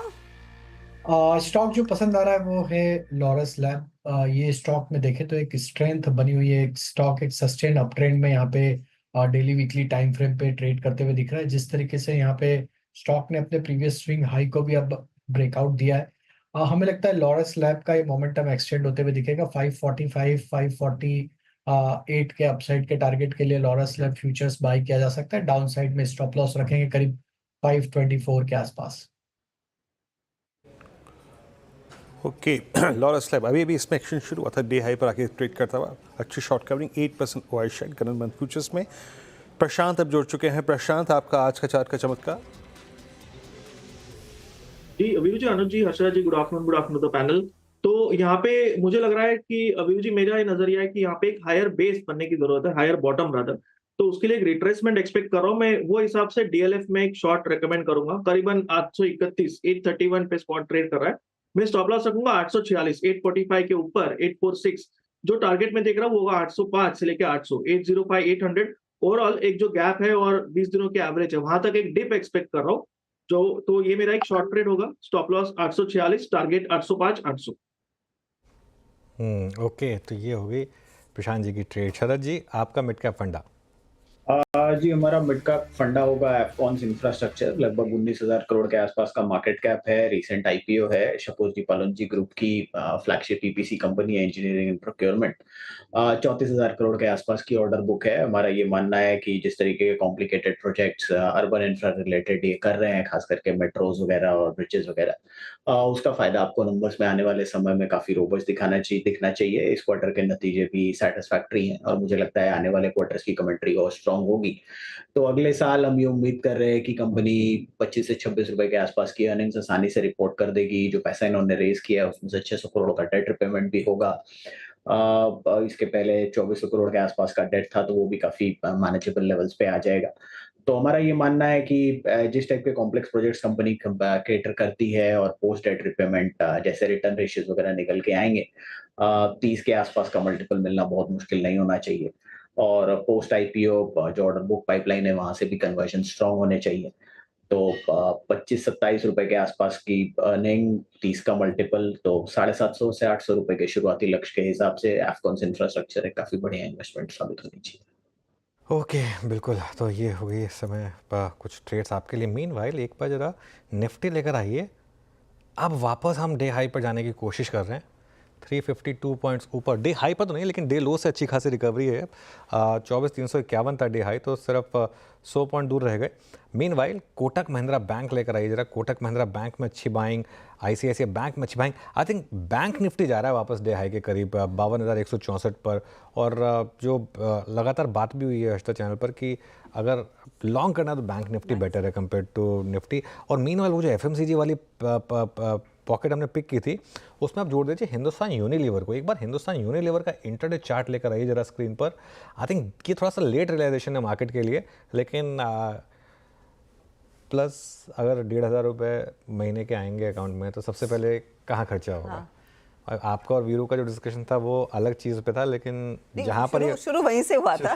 शुरू वहीं से हुआ जो था। 1,500 रुपये जिनके पास आ रहे हैं वो तो इन्हीं चीज़ों पे खर्च करेंगे ना। ये गोदरेज कंज्यूमर और ये सब, इसके लिए सारे के सारे स्टॉक्स आपको देखिए। गोदरेज कंज्यूमर वो भी डे हाई पर आ गया, डाबर डे हाई पर आ गया, कोलगेट डे हाई पर आ गया। तो ये कुल मिलाकर सब ये देखिए टाटा कंज्यूमर प्रोडक्ट्स भी, हाँ, जो वो फिर भी थोड़ा लोअर, मतलब उस लेवल का नहीं है, उस लेवल का नहीं है, बट हाँ दाल वाल का तो है इसमें। हाँ बिल्कुल, तो दाल नमक बेसिक्स तो है ही, लेकिन वहां पर भी एक पिकअप, क्योंकि हमने लार्जली कोलगेट, डाबर, इन सब पर ट्रेड्स ले लिया। इनफैक्ट डाबर पर नहीं लिया था। प्रशांत, डाबर एक बार देखिए और बताइए क्या इस समय इस मूव में आप खरीदारी करेंगे? तो हर्षा जी, अगर हम डाबर का चार्ट देखें, यहाँ पे हम 20 दिनों के एवरेज पे बहुत वक्त के बाद आए, ऑलमोस्ट करीबन 2 महीनों के बाद आए। First move to 20 moving average मैं यहाँ पे प्रीएम्प्ट नहीं करूंगा, मैं वेट करूंगा। तो मेरे लिए दो तरीके से अप्रोच होगा। एक होगा, अगर मेरे पास ऑलरेडी लॉन्ग है तो मेरा ट्रेलिंग स्टॉप लॉस होना चाहिए 518, 519, बिलो 520, जो कि काफी नजदीक होगा। मुझे अगर फ्रेश बाइंग करनी है मोमेंटम के लिए तो मैं 530 के ऊपर करूंगा, अबाउट 530, जो एक कंफर्मेशन देगा कि हम 20 दिनों के एवरेज के ऊपर है। मेरा स्टॉप लॉस होगा 524, अगेन 1% रिस्क, और वहां पे मेरा टारगेट होगा करीबन 540 से लेके 544। तो मेरे लिए 530 एक क्रूशियल लेवल है जिसके ऊपर ये बाय किया जा सकता है। ओके, तो एफएमसीजी बास्केट पे काफ़ी डिस्कशन हो गया। एक बार फिर से हमने यहाँ पे डाबर को अपने डिस्कशन में इंक्लूड कर लिया। अब एक काम करते हैं, स्क्रीन पे लेके आते हैं एक बार आप अशोक लेन। ऑल दो ये कॉल पहले मेरे ख्याल से प्रकाश सर की थी। जरा प्लीज़ एक बार अशोक लेन का रोल ओवर लेके आइए। जरा आपको रोल ओवर दिखाता हूँ, और मैं काफ़ी देर से इसके नेक्स्ट मंथ की एक्टिविटी देख रहा हूँ, और दैट्स अशोक लेन। प्लीज़ रखिएगा स्क्रीन पे। अशोक लेन के रोल ओवर्स हैं अप्रॉक्सीमेटली 25%। राजेश पालविया जी, प्लेसमेंट इसकी भी अच्छी है, और एटलीस्ट हमारे पास एक 10-20 का पॉजिटिव क्रॉसओवर है। ये शायद क्लोज आए सारे एवरेजेस के ऊपर, और लगभग अगस्त, सितंबर, अक्टूबर, नवंबर 4 महीने की स्लोपिंग डाउनवर्ड चैनल का ब्रेकआउट है। कोई ऑप्शन या फिर कैरी करने के लिए व्यू दिसंबर की सीरीज के लिए, Rajesh ji? I think stock में करेक्शन के बाद यहाँ पे रिवर्सल के साइन बिल्कुल बने हैं। वीकली चार्ट पे देखें तो एक फॉलिंग ट्रेंड लाइन का भी ब्रेकआउट बनते हुए दिखा है, और जिस तरीके से स्टॉक ने पिछले 2-3 हफ्तों में लोअर साइड से रिकवरी दिखाई है, हमें लगता है ये towards expiry further momentum higher side पे एक्सटेंड करते हुए दिखेगा। 240-45 की तरफ ये मोमेंटम एक्सटेंड होते हुए दिख सकता है।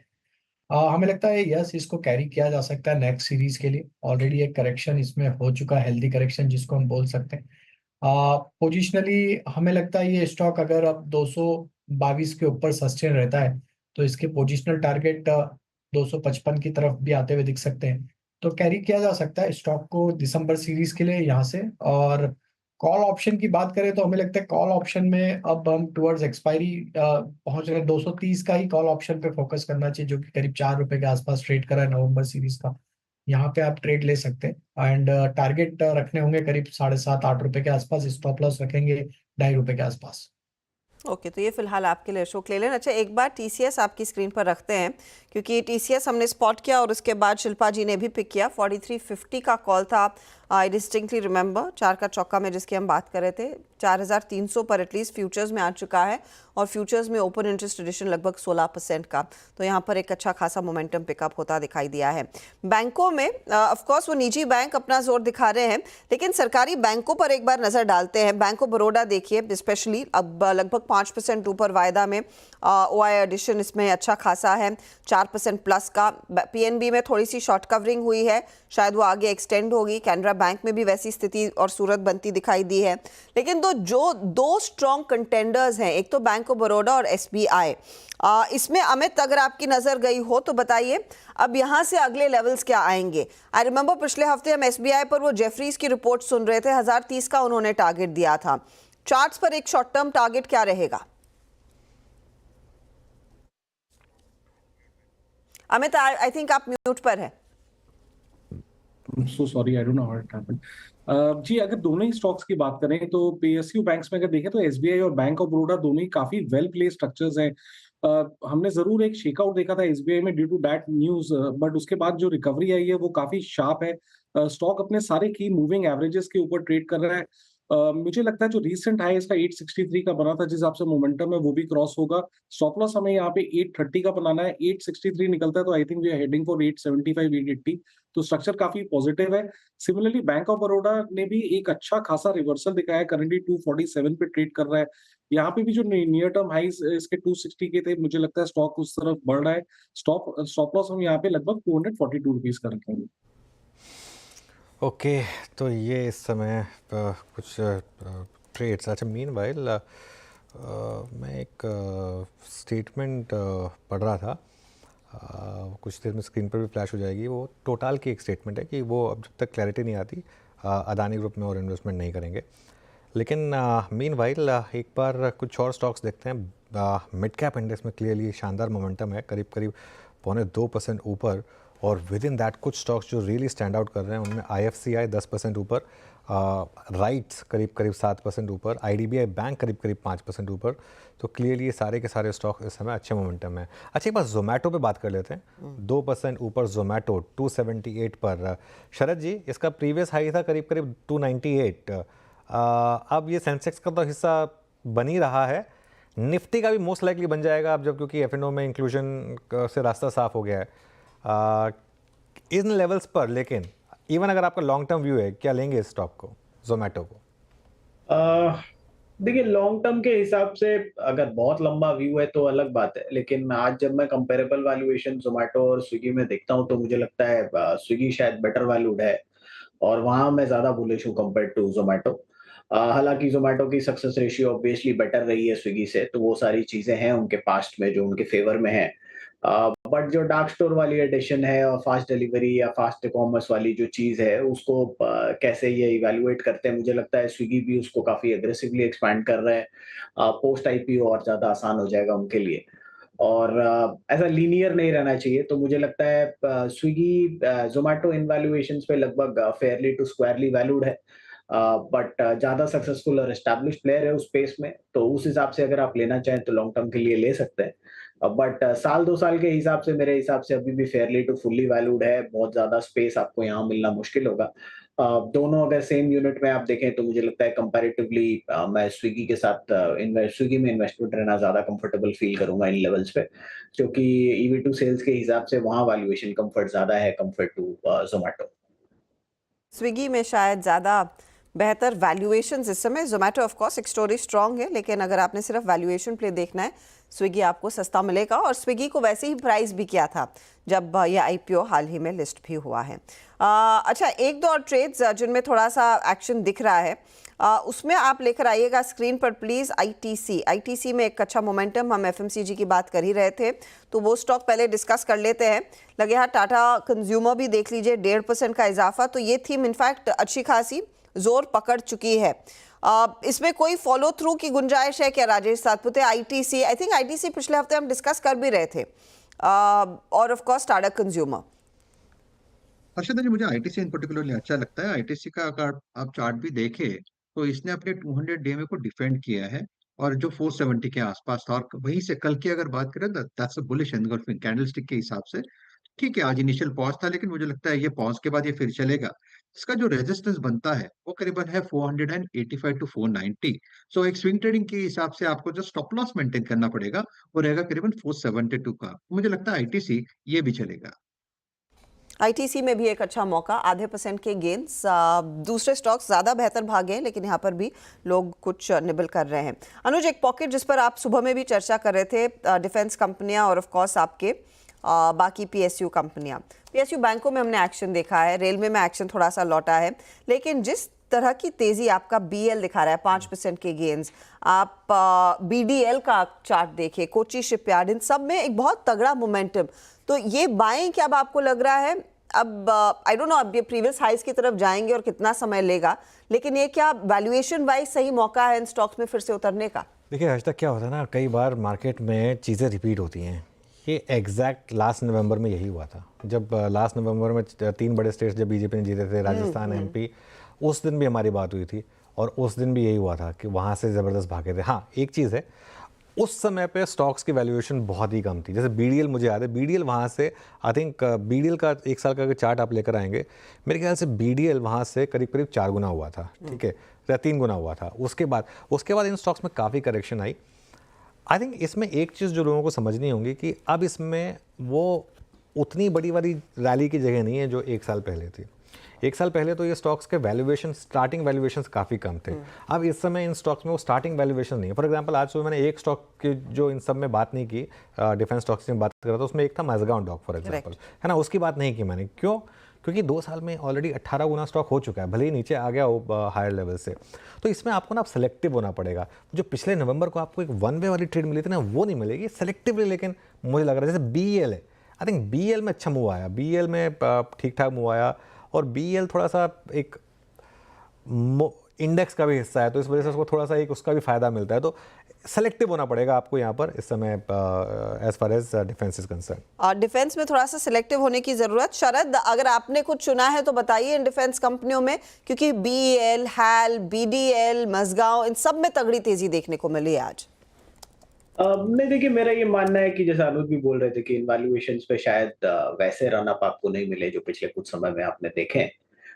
बट लॉन्ग टर्म अगर आप थोड़ा अपना नजरिया एक्सटेंड करें मेरे हिसाब से 18 से 24 महीने के बियॉन्ड, तो जैसे जैसे ऑर्डर बुक स्वेल होती है और उसके बाद एग्जीक्यूशन होती है, लीनियर रिलेशनशिप्स एक्सपेक्ट मत कीजिए, क्वार्टरली इंप्रूवमेंट्स एक्सपेक्ट मत कीजिए, थोड़ा सा नजरिया लंबा करिए। तो मुझे लगता है ये स्पेस में अक्रॉस द बोर्ड आपको मैज़गांव, कोचिन, गार्डन रीच, ये सारी कंपनीज में अच्छी पोजीशनिंग मिलेगी। बट आपको नजरिया 3 से 5 साल का रखना होगा मेरे हिसाब से। लॉन्ग जेस्टेशन प्रोजेक्ट्स होते हैं ज्यादातर, बट जैसी अपॉर्चुनिटीज ओपन अप हो रही हैं, चाहे एक्सपोर्ट को लेके चाहे डोमेस्टिक मार्केट को लेके, मुझे लगता है अपॉर्चुनिटीज बहुत बड़ी हैं। बीईएल कंपैरेटिवली थोड़ा एक्सपेंसिव ही ट्रेड करता है, बीईएल, बीईएमएल, और सिमिलरली मुझे लगता है बीडीएल में भी वैसी अपॉर्चुनिटी है। बट 18 से 24 महीने के हिसाब से शायद मुश्किल होगा आपके लिए पैसा बनाना फंडामेंटल लॉजिक पे। मार्केट रिलेटेड परफॉर्मेंस आपको अक्रॉस द बोर्ड सारी कंपनीज में मिलेगी, क्योंकि मार्केट फैंसी तो डेवलप हो गई है पिछले 2-2.5 सालों में। तो मुझे लगता है मार्केट रिलेटेड परफॉर्मेंस आपको अक्रॉस द बोर्ड मिलेगी, बट 18 से 24 महीने में आप आउट परफॉर्मेंस एक्सपेक्ट मत कीजिए। ग्रेजुअली एक्यूमुलेट कीजिए और हॉराइजन 3 से 5 साल का रखिए। मुझे लगता है ये स्टोरी में अभी भी बहुत क्रीम बाकी है प्ले आउट होने को। ओके, चलिए एक काम करते हैं, छोटा सा ब्रेक लेते हैं, उसके बाद अल्फा एक्यूरेट एडवाइजर्स के एमडी राजेश कोठारी हमारे साथ जुड़ेंगे, उनसे समझेंगे कि वो इस समय क्या कर रहे हैं मार्केट में।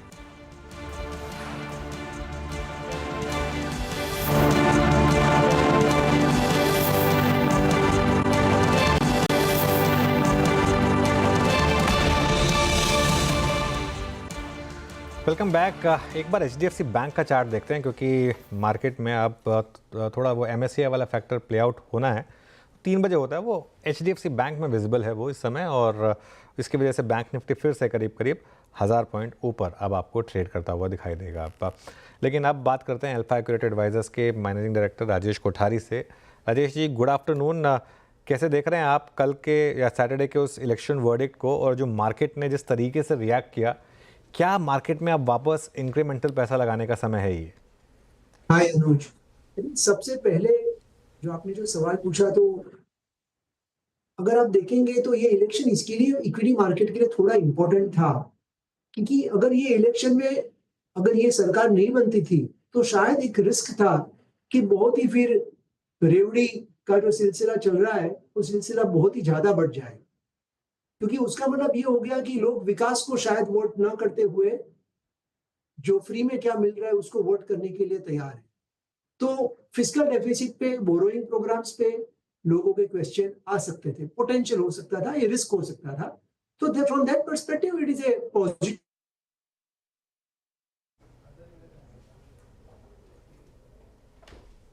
नहीं लगता है राजेश जी की आवाज थोड़ी सी टूट रही है, थोड़ा सा इनको रिपैच करते हैं।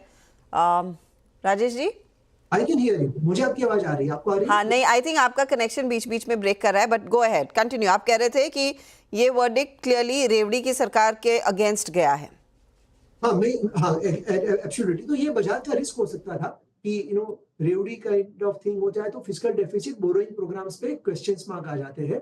So from that perspective it is a good thing, लेकिन that is for 1 day, 2 day, 3 days. Overall fundamentals takes the front seat, और फंडामेंटल्स में earnings growth is very important.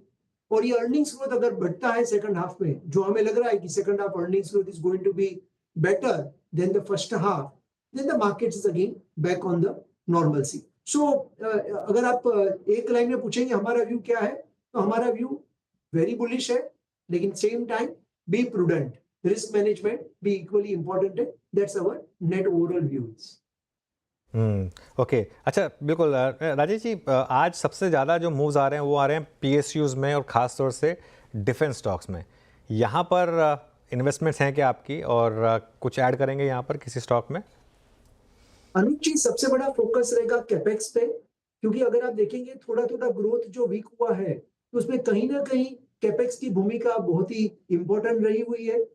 Election की वजह से नॉर्मली जो भी कोई भी फिस्कल ईयर में आप देखेंगे, जब भी इलेक्शन होता है तो कैपिटल एक्सपेंडिचर बैक एंडेड होता है, वो पिछले क्वार्टर्स में होता है, फ्रंट में नहीं होता है। ये साल भी 2024 में मई महीने में इलेक्शंस था, इसके लिए कैपेक्स कम हुआ है। अगर आप देखेंगे महीने का एवरेज कैपेक्स देखेंगे, फर्स्ट क्वार्टर में सिर्फ 60,000 करोड़ हर महीने का कैपेक्स हुआ है। लेकिन अगर आप सितंबर का ये फिगर देखेंगे तो करीब 1,11,000 करोड़ का कैपेक्स हो चुका है। तो हमें लग रहा है कि अगले 5 महीने में, नवंबर, दिसंबर, जनवरी, फरवरी, मार्च, कैपेक्स बहुत ही बड़ा करना पड़ेगा, और 99% government will able to meet जो टारगेट उन्होंने दिया था बजट में। Even if we do 95% of it, we are fine with it. तो capex is going to be the major theme. Capital goods, चाहे वो PSU हो या चाहे प्राइवेट हो, railway infrastructure themes, defence themes, all overall across the capex, चाहे वो power grid related capex हो, ट्रांसमिशन रिलेटेड कैपेक्स हो, डेटा सेंटर रिलेटेड कैपेक्स हो, I think capex theme will do very well for next not only 2 quarters but also for next 2 से 3 साल। एक तरफ I understand ये कैपेक्स थीम, क्योंकि policy continuity में वो इंफ्रास्ट्रक्चर पर आसानी से आप खर्च कर सकते हैं राजेश जी, लेकिन एक और बकेट है जिसमें अच्छी तेजी आई है आज, वो है आपके FMCG काउंटर्स, कंजम्पशन से जुड़ी हुई थीम। यहाँ पर जैसे हम कार्यक्रम की चर्चा में भी शुरुआत में चर्चा कर रहे थे कि क्या ये वैल्यूएशन अट्रैक्टिव हो गए, स्टॉक्स हल्के थे अब मौका मिला है, या फिर यहाँ पर भी जिस तरह के फाइनेंशियल इंसेंटिव्स दिए जाने वाले हैं, स्पेशली महाराष्ट्र में, मध्य प्रदेश में ऑफ कोर्स वो एंगल काम आया है, वो दोबारा से फ्यूल कर सकता है कंजम्पशन, और लार्जली FMCG प्रोडक्ट्स की डिमांड उस लिहाज से बढ़ सकती है? हर्षिता जी, सबसे पहले तो कंजम्पशन कभी स्ट्रेस में है ही नहीं। कंपनी स्ट्रेस में है, कंजम्पशन स्ट्रेस में नहीं है। कभी हमने सुना है कि लोग साबुन वापरना बंद कर देवे, नहीं होता है। लेकिन जो कंपनीज है जो अपने आप को इनोवेट नहीं करती है, रिलेवेंट नहीं रखती है, तो उनका मार्केट शेयर लॉस हो जाता है। तो मुझे लग रहा है कि consumption space will do very well, लेकिन उसके अंदर बहुत ही सिलेक्टिव रहना पड़ेगा। अगर आप इंडिया की लार्जेस्ट FMCG कंपनी को देखेंगे तो उसका ग्रोथ 2-3-4% पे है। सामने आप अगर इंडिया की लार्जेस्ट रिटेल कंपनी को देखते हैं तो सेकंड क्वार्टर में जो स्ट्रेस क्वार्टर है उसमें 40%, 40% ग्रोथ रिपोर्ट हुआ है। तो कंज्यूमर स्ट्रेस में नहीं है, कंजम्पशन स्ट्रेस में नहीं है, कंपनी स्ट्रेस में है। तो जो कंपनी अपने आप का प्रोडक्ट रिलेवेंट नहीं करती है, प्रोडक्ट लॉन्चेस नए नहीं कर पाती है, अफोर्डेबल प्राइसिंग नहीं कर पाते हैं, they will lose market share. तो यहाँ पे बहुत ही सिलेक्टिव इन्वेस्टमेंट करना पड़ेगा। यहाँ पे ऐसा भी हो सकता है कि एक डेड कैट बाउंस होके आपका जो ओवरऑल एस्टिमेट है, ओवरऑल प्रॉफिट है, वो शायद न भी बने। तो एकदम स्टॉक स्पेसिफिक व्यू रखना पड़ेगा। We are very bullish on consumption, और उसके अंदर हम लोग रिटेल कंपनीज पे ज्यादा बुलिश है, ये अपैरल इंडस्ट्री पे ज्यादा बुलिश है, क्योंकि यहाँ पे अनऑर्गेनाइज टू ऑर्गेनाइज की थीम बहुत बड़ी है। जो वो चीज आपके साबुन और शैम्पू और टूथपेस्ट में नहीं है, क्योंकि उसमें काफी ऑर्गेनाइज मार्केट शेयर बढ़ चुका है। लेकिन अगर आप क्लोथ्स मार्केट देखो, अपैरल मार्केट देखो, फास्ट फैशन रिटेल मार्केट देखो, तो अनऑर्गेनाइज अभी भी बहुत बड़ा है। तो यहाँ पे unorganise to organise is a very big theme, and companies are doing right steps, they are growing 30-40%। काफी सारी कंपनीज के एसएसजी ग्रोथ, जिसको कहते हैं सेम स्टोर ग्रोथ, वो भी काफी स्ट्रॉन्ग आ रहे हैं। तो हमें ये बास्केट विद इन कंजम्पशन ज्यादा अच्छा लग रहा है। ओके, बट राजेश जी, जहाँ तक प्राइस एक्शन का सवाल है, हायर लेवल्स पर सस्टेन करना post these I think earnings Q2 के बाद, वो है TCS, वो IT है। IT पे आपका व्यू, और क्या एक दो क्वार्टर्स यहाँ से चलते हुए IT लीडरशिप अपने साथ रख सकता है, एंड स्पेशली और आई थिंक जो व्यू वो मिड कैप IT पे या लार्ज कैप IT पे कंस्ट्रक्टिव है? Virendra ji, IT sector US economy पे डिपेंड होता है, और यूएस इकोनॉमी पे व्यू पॉजिटिव बन रहा है। IT स्पेंडिंग जो कम हो चुका था पिछले 3 क्वार्टर से, अगर आप सेकंड क्वार्टर का ऑर्डर बुक देखेंगे, ग्लोबल कंपनीज के रिजल्ट्स देखेंगे, तो काफी अच्छे रिजल्ट्स आए हुए हैं। तो हमें लग रहा है कि IT स्पेंडिंग का वर्स्ट इज ओवर, और अभी धीरे धीरे पॉजिटिव होके अच्छी ट्रेजेक्टरी में जा सकता है।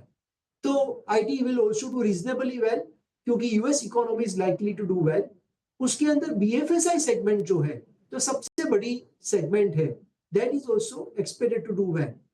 लेकिन एक्सपेक्टेड टू डू वेल का मतलब ये नहीं कि 20-25% ग्रोथ आएगा। उसका मतलब ये है कि जो 2-3-4-5% का ग्रोथ था, वो इंप्रूव होके 11, 12, 13, 14, 15% का ग्रोथ आ सकता है। तो IT sector will also do well. तो हमने हमारे पोर्टफोलियो में जो हम अंडरवेट थे, वहां से हम न्यूट्रल वेट पे आ चुके हैं। ओवरवेट अभी तक हमने बहुत बड़ा किया नहीं है, क्योंकि ग्रोथ बहुत बड़ा नहीं है, अच्छा आने वाला है compare to the Nifty probably, लेकिन बहुत बड़ा ग्रोथ नहीं दिख रहा है। तो that is why we are right now having the neutral position. Of course इसके अंदर भी स्टॉक स्पेसिफिक रहना पड़ता है। Large caps will also do well, mid cap will also do well, लेकिन वैल्यूएशन एंड ग्रोथ दोनों को कंबाइन करके हमें स्टॉक पोजीशनिंग, इन्वेस्टमेंट व्यू लेना पड़ेगा। अच्छा, coming back to Rajesh ji, FMCG once more, Asian थोड़ा पेंट स्टॉक्स को फोकस करते हैं, क्योंकि हमने हिस्टोरिकली जब भी बातचीत कही है, एशियन पेंट्स को हमेशा डिप पे बाय किया है, specially closer to 200-day exponential average जब डिप मिलता था। लेकिन अब आपको इन पीस को इनके ग्रोथ के अगेंस्ट पे मतलब फैक्टर इन करना पड़ेगा। जो ओपस ने आने के बाद जो थोड़ा मार्केट डिस्टर्ब किया है, अपनी प्रेजेंस अभी वो एग्जैक्टली अगले 1-2-3 क्वार्टर्स में कितनी और बढ़ा देता है, वो देखना पड़ेगा। आप लोगों ने क्या व्यू रखा है? थोड़ा सा अवॉइड कर रहे हैं पेंट स्टॉक्स को अभी आप? Currently we are not holding Asian Paints in our portfolio from quite few quarters. I think almost 1.5-2 साल से शायद we are not holding Asian Paints for our portfolios. We are watching this space. बहुत ही अच्छी company है, market leader है, लेकिन we are watching this space very carefully, क्योंकि जो मार्केट में 3 प्लेयर 4 प्लेयर मार्केट से जब भी वो 6 प्लेयर मार्केट बन जाती है, और इंडस्ट्री का ग्रोथ 11-12% ही है, इंडस्ट्री का ग्रोथ 20-25% नहीं है, तो कहीं ना कहीं कंपनीज को या तो अपना प्राइसिंग कम करना पड़ता है, तो आपका प्रॉफिट पे इंपैक्ट हो जाता है, या तो अगर आप प्राइसिंग से सेम रखते हो तो मार्केट शेयर लॉस करना पड़ता है, तो रेवेन्यू कम हो जाता है। आइदर साइड प्रॉफिट पे कॉम्प्रेशन होता है, और जब भी प्रॉफिट ग्रोथ कम होता है तो आपका वैल्यूएशन भी कॉम्प्रेस हो जाता है। So we are not holding any paint company currently in our portfolio. We are monitoring the trends, and whenever results comes, we keep rechecking and reevaluating. We may buy at some point of time. These are very interesting businesses. But in the same space, in the building material space, in the housing space, there are many other opportunities. जहाँ पे competition इतनी intense नहीं है, जहां पे price war इतनी intense होने की संभावना नहीं है. तो we are looking at those companies. One of the company for example, please put a disclaimer because now we are going stock specific, like for example Pidilite. तो पीडीलाइट को कंपटीशन वहां पे भी है, लेकिन एशियन पेंट जितनी इंटेंस कंपटीशन नहीं है. दोनों का growth driver more housing, more paint, more housing, more Pidilite. So requirements, underline demand जो है वो दोनों के लिए सेम है, लेकिन जो कंपटीशन है वो पीडीलाइट में रिलेटिवली बहुत ही कम है compare to Asian paint. So we like a Pidilite business. We are holding for many years and we continue to own this business as on now basis. Okay Rajesh ji, बहुत बहुत शुक्रिया आप इस कार्यक्रम में शामिल हुए और सभी सेक्टर्स पे और कुछ हद तक हमने इस चर्चा को अपनी स्टॉक स्पेसिफिक भी रखा विद स्टैंडर्ड डिस्क्लेमर. बहुत बहुत शुक्रिया इस कार्यक्रम में शामिल होने के लिए और इस चर्चा में शामिल होने के लिए. अब आते हैं जरा लेवल्स इंडिसेस के लिए. क्या है? इट्स 24215. बैंक निफ्टी करीब 52,199. अनुज, क्लियरली जिस शब्द का मैं इस्तेमाल खुल के कर सकता हूँ वो है निफ्टी बैंक की स्ट्रेंथ. और निफ्टी शायद हायर लेवल से अप्रॉक्सीमेटली 140 पॉइंट डाउन है. कल के लिए लेवल्स टू वॉच और अप्रोच. बिल्कुल वीरो, देखिए एक चीज़ मैं ज़रूर ऐड करूँगा, लेकिन निफ्टी की क्लोज थोड़ी डिसअपॉइंटिंग है. निफ्टी बैंक की क्लोज आपने सही बोला, निफ्टी बैंक की क्लोज बहुत शानदार है, लेकिन निफ्टी की क्लोज मेरे हिसाब से थोड़ी डिसअपॉइंटिंग है. लेकिन इसका मतलब ये नहीं है कि मैं कह रहा हूँ कि नहीं बस अब आप कैरी मत करिए. मेरा अभी भी व्यू यही है कि कैरी करना है और 24,000 के एक स्टॉप के साथ कैरी करना है. 24,000 अब जब तक आप 20 डेमा के ऊपर हैं तब तक मार्केट में टेक्सचर बाय ऑन डिप्स का है और 24,050 पर करीब वो 20 डेमा है. तो ठीक है, कोई दिक्कत नहीं है. और यहाँ से 200 सवा 200 पॉइंट भी निफ्टी गिर जाए तो कोई दिक्कत नहीं है, लेकिन टेक्सचर अब वापस पॉजिटिव हुआ है. और आज का हाई 24,350, उसके ऊपर अगर आप निकले वीरू तो बड़ी तेज़ी होगी मेरे ख्याल से मार्केट में. तो उसके हिसाब से तैयारी करें. बैंक निफ्टी का स्ट्रक्चर अभी भी पॉजिटिव है. बैंक निफ्टी पर लगातार एक व्यू ये है कि अगर आपको लॉन्ग करना है तो बैंक निफ्टी बेटर प्लेस्ड है, वो अभी भी इंटैक्ट है. और बैंक निफ्टी की क्लोज में अभी भी कहूँगा रिलेटिवली स्ट्रांग है, रिलेटिवली बेटर है वीरू. ओके, तो इंडस्ट्रीज पे आपको अप्रोच मालूम चल गई यहाँ पे निफ्टी बैंक पे. और अच्छा, निफ्टी आईटी अनुज एट 43627, ये क्लोज अभी भी भले ही इंट्राडे में थोड़ा रिट्रेस हुए बट थैंक्स टू टीसीएस ये क्लोज अनुज अभी भी ऑल टाइम हाई का क्लोज है. यानी आईटी पे अभी स्ट्रेंथ है, अच्छी स्ट्रेंथ है अनुज, है ना? नहीं, लोअर लेवल से अच्छी बाइंग आई है निफ्टी आईटी में. टीसीएस लेकिन उसने लीड किया उसको, तो थोड़ा सा आई थिंक वो स्टॉक स्पेसिफिक ज़्यादा रहा है कंपेरेटिवली. लेकिन एक चीज़ है वीरू, अब इस मार्केट में आई थिंक आईटी तो खैर ऑलराउंडर रहा ही है, पूरे साल रहा है. उसके कुछ फेजेस नहीं है, लेकिन बाकी जो पॉकेट्स हैं, डोमेस्टिक पॉकेट्स जो हैं, नियर टर्म में वो शायद थोड़ा सा आउट परफॉर्म करें, ये पॉसिबल है. चलिए अब एक काम करते हैं, कल की तैयारी करते हैं. पहले यतिन के पास चलते हैं डीलिंग रूम चेक के लिए, फिर बीटीएसटी कॉल्स लेते हैं, उसके बाद मार्केट का पंचनामा का एक टीजर देंगे आपको. यतिन, गुड आफ्टरनून, बताइए कौन से स्टॉक्स पर नजर? Good afternoon. और दो स्टॉक्स जो आज डीलर्स के रेडार पे हैं उनमें सबसे पहले है इंडस टावर्स. और ये एक स्टॉक है जहां डीलर्स कैश के अंदर भी बाइंग कर रहे हैं और एफएनओ के अंदर भी डीलर्स बीटीएसटी की सलाह दे रहे हैं. डीलर्स को लगता है 340 से लेकर 345 तक के लेवल्स यहां देखने को मिल सकते हैं. तो बीटीएसटी के लिहाज से ये ट्रेड डीलर्स दे रहे हैं. और पोजिशनली फिर से एक बार ABFRL, ये एक स्टॉक है जो आज डीलर्स के रेडार पे फिर से है. काफ़ी सारे HNIs यहाँ खरीदारी की सलाह दे रहे हैं और डीलर्स को लगता है कि दिसंबर सीरीज में 320-330 तक के टारगेट्स आ सकते हैं. तो दोनों ही ABFRL और इंडस टावर्स में डीलर्स जो है आज खरीदारी की सलाह दे रहे हैं. इंडस टावर्स ये एक प्रोमिनेंट दो ट्रेड्स डीलिंग रूम में चर्चा में हैं.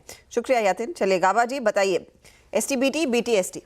आई थिंक BTST स्टॉक का नाम है इंडिगो. लगता है इंडिगो में एक उड़ान है, बिल्कुल 424 पे ट्रेड कर रहा है.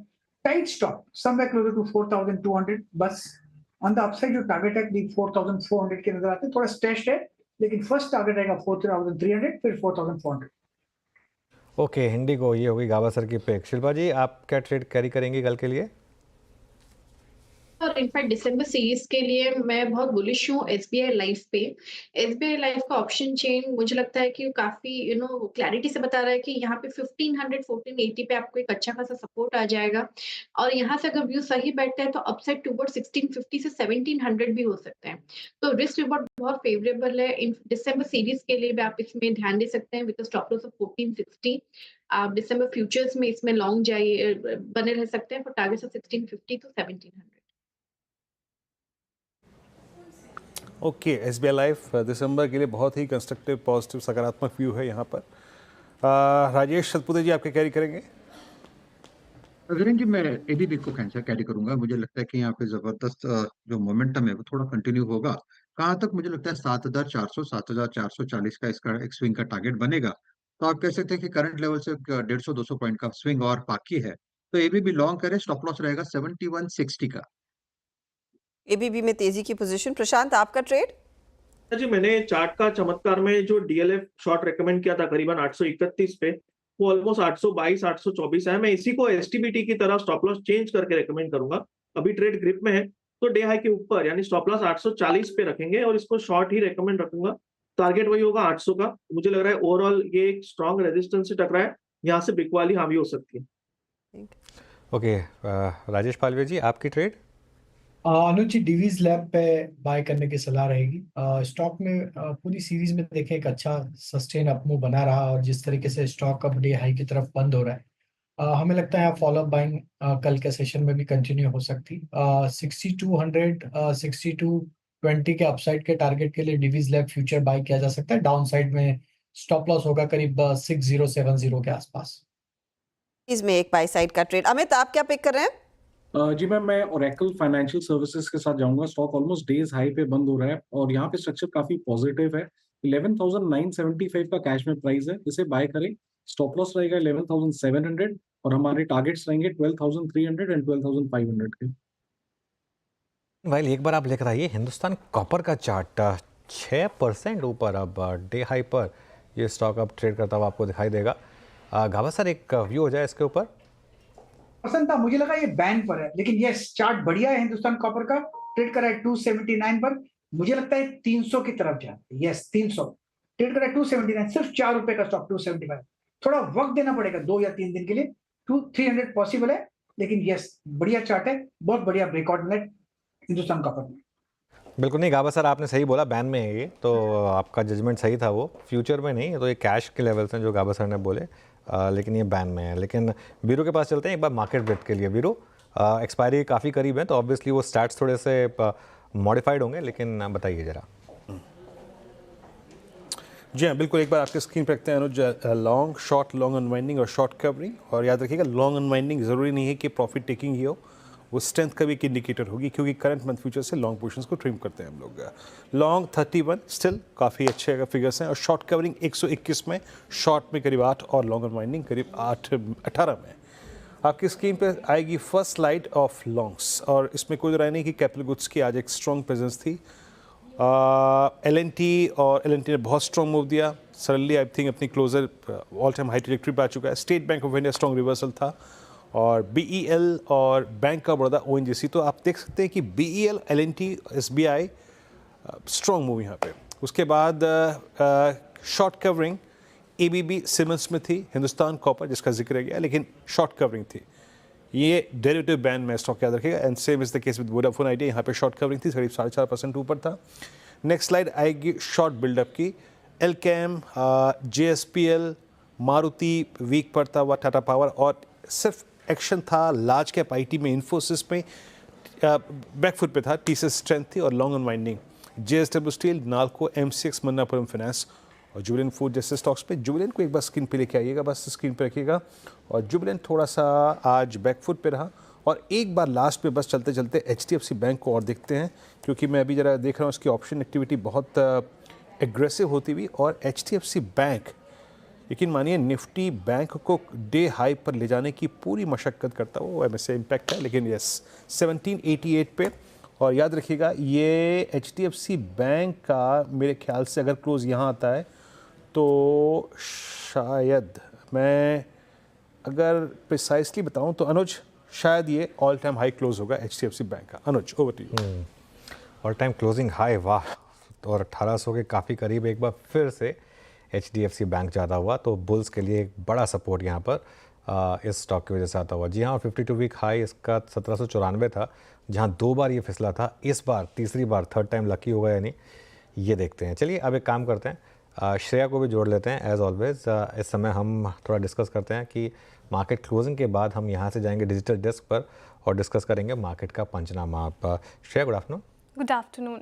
अब पहले तो मैं दर्शकों का बहुत बहुत शुक्रिया अदा करना चाहूँगी, इतना प्यार वो मार्केट के पंचनामा को दे रहे हैं, लगातार सवाल आ रहे हैं। इनफैक्ट मेरे पर्सनल इंस्टाग्राम पे डीएम्स आ रहे हैं सवालों के साथ। जब मैंने ये लिंक खोला था सर तो बहुत सारे सवाल थे। मानस जी का सवाल फिलहाल दिख नहीं रहा, लेकिन प्रियंका जैन पूछ रही है कि अब क्या मार्केट झुकेगा नहीं। ये मुझे पुष्पा का डायलॉग याद दिलाया।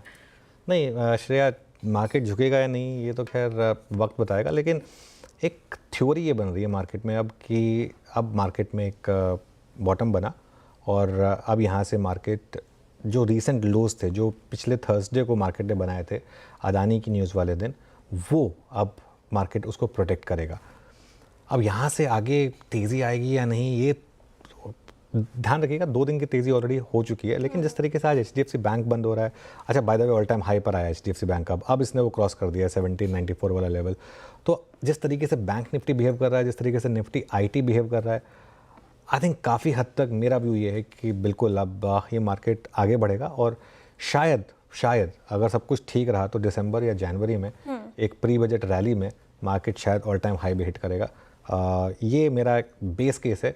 ये वायलेट होगा अगर आप 24,000 या 23,800 के नीचे निकलकर उसके नीचे अगर बंद होना शुरू हो गया। अगर वो हुआ तो फिर वो उस व्यू को फिर हमें थोड़ा सा चेंज करना पड़ेगा बेसिकली। बिल्कुल बिल्कुल सर। चलिए, तो फिर इस पंचनामा को हम आगे भी लेकर जाएंगे। मार्केट क्लोजिंग के बाद आप जुड़िएगा हमसे यूट्यूब और हमारे सारे सोशल मीडिया प्लेटफॉर्म्स पर। लेकिन 1-2 स्टॉक्स और देख लेते हैं जहां इस समय अच्छे मूव्स आ रहे हैं। एक बार आप लेकर आइए चार्ट जरा GNFC का चार्ट देखिए एक बार ज़रा स्क्रीन पर।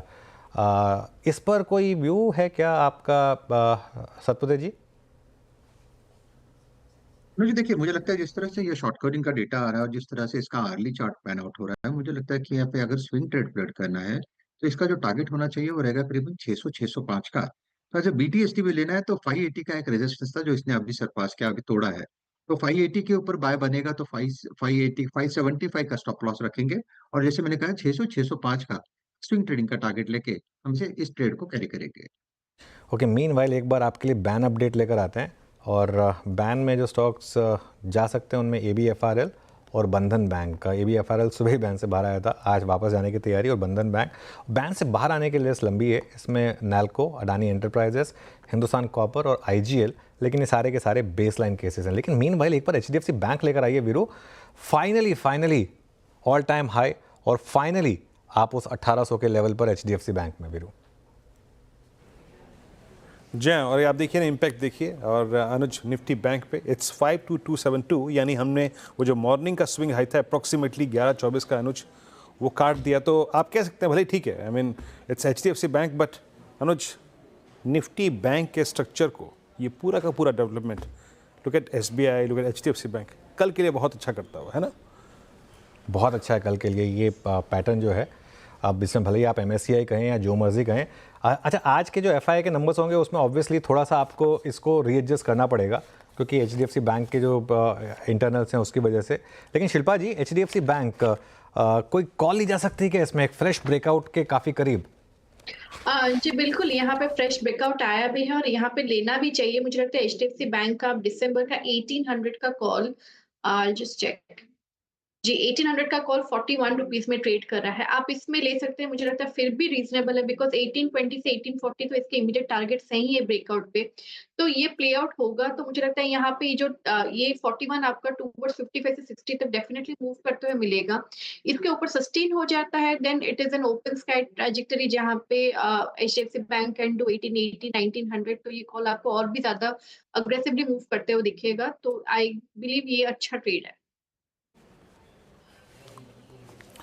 और देखिए क्लोजिंग के वक्त आते आते HDFC बैंक, निफ्टी IT ये एक बार फिर से स्ट्रॉन्ग होते हैं। लुक एट निफ्टी IT करीब 450 अंक ऊपर। That means Nifty IT is heading towards all time high और एक ऑल टाइम हाई क्लोज के लिए, और ये निफ्टी की पोजिशनिंग को अच्छा कर रहे हैं।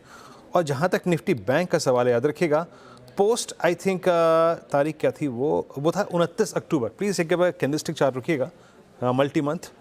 29 अक्टूबर के बाद ये निफ्टी बैंक का सबसे स्ट्रॉन्ग क्लोज है इस ट्रेजेक्ट्री में। अब मैं ये इसका जिक्र इसलिए कर रहा हूँ क्योंकि तारीख थी 1 अक्टूबर जब आपका 20 डे निफ्टी बैंक पे टूटा था। उसके बाद ये पहली बार इस रेंज में क्लोज आ रहा है, बट स्टिल इस पूरी रेंज का जो हाई है वो परसिस्ट करता है 52,567 पे। तो निफ्टी बैंक अच्छा कर रहा है, निफ्टी आईटी अच्छा कर रहा है thanks to HDFC bank, but अभी एक जो मुश्किल डगर, मुश्किल जोन, मुश्किल किनारा है वो है करीब 52,500 का, 52,567 का। और क्लोजिंग के वक्त क्या क्या अच्छा कर रहा है? It's TCS, it's HDFC bank, Oracle financials और मिड कैप आईटी में कोफोर्ज। क्या शानदार move, all time high Coforge के लिए। अनुज के पास चलते हैं इस क्लोजिंग को देखने के लिए। बेहद शानदार क्लोज अनुज, एटलीस्ट निफ्टी बैंक के लिए और निफ्टी के लिए। ओह एब्सोल्युटली, बहुत ही शानदार क्लोज मार्केट के लिए और इसमें कोई डाउट नहीं है। और देखिए किस तरीके से 350 पॉइंट के करीब अब निफ्टी ऊपर और बैंक निफ्टी करीब 1100 पॉइंट ऊपर आपको ट्रेड करता हुआ दिखाई देगा। बहुत शानदार मूव। मिड कैप इंडेक्स यहाँ पर भी अच्छी खासी तेज़ी रही और एडवांस डिक्लाइन भी अच्छा रहा। बीरू, ऐसा भी नहीं था कि कोई बहुत ज़्यादा वन वे एडवांस डिक्लाइन भाग गया, वो भी नहीं था। तो खैर अभी काम करते हैं, अब जरा स्क्रीन पर चलते हैं और देखते हैं इस क्लोजिंग को समझते हैं। अच्छा, मैं कह रहा हूँ निफ्टी करीब 1.5% ऊपर, निफ्टी बैंक करीब 2-2.5% ऊपर। उसके अलावा मिड कैप इंडेक्स में भी 0.25% की रैली। स्मॉल कैप इंडेक्स आएगा आपकी स्क्रीन पर, ये भी करीब 2% ऊपर। और एडवांस डिक्लाइन देखिए, 1700 बढ़ने वाले शेयर, करीब 700 गिरने वाले शेयर इस समय आपको दिखाई देंगे। उसके अलावा अब जरा लेकर आइए आप सेक्टोरल हीट मैप और देखते हैं यहाँ पर किधर तेज़ी रही किधर मंदी रही। सारे के सारे सेक्टर्स ग्रीन में रहे आज। लीड किया एज एक्सपेक्टेड पीएसयूज़ ने। पीएसयू बैंक इंडेक्स करीब 4% ऊपर, जी हाँ इंडेक्स 4% ऊपर था।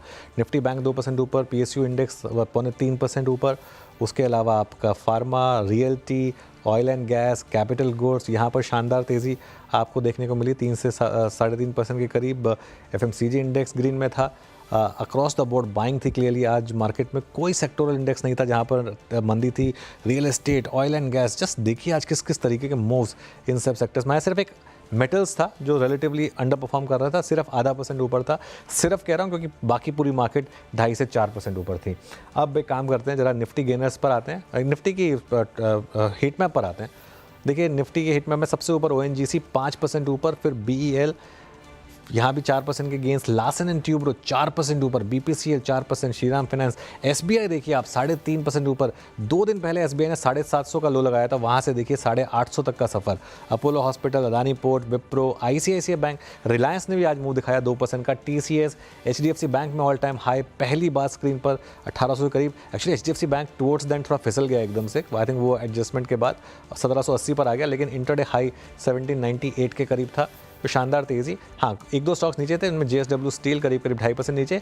ये स्टॉक स्पेसिफिक मूव था क्योंकि ये सेंसेक्स से बाहर हो रहा है इस वजह से, लेकिन वीरो विदाउट अ डाउट काफ़ी शानदार क्लोज।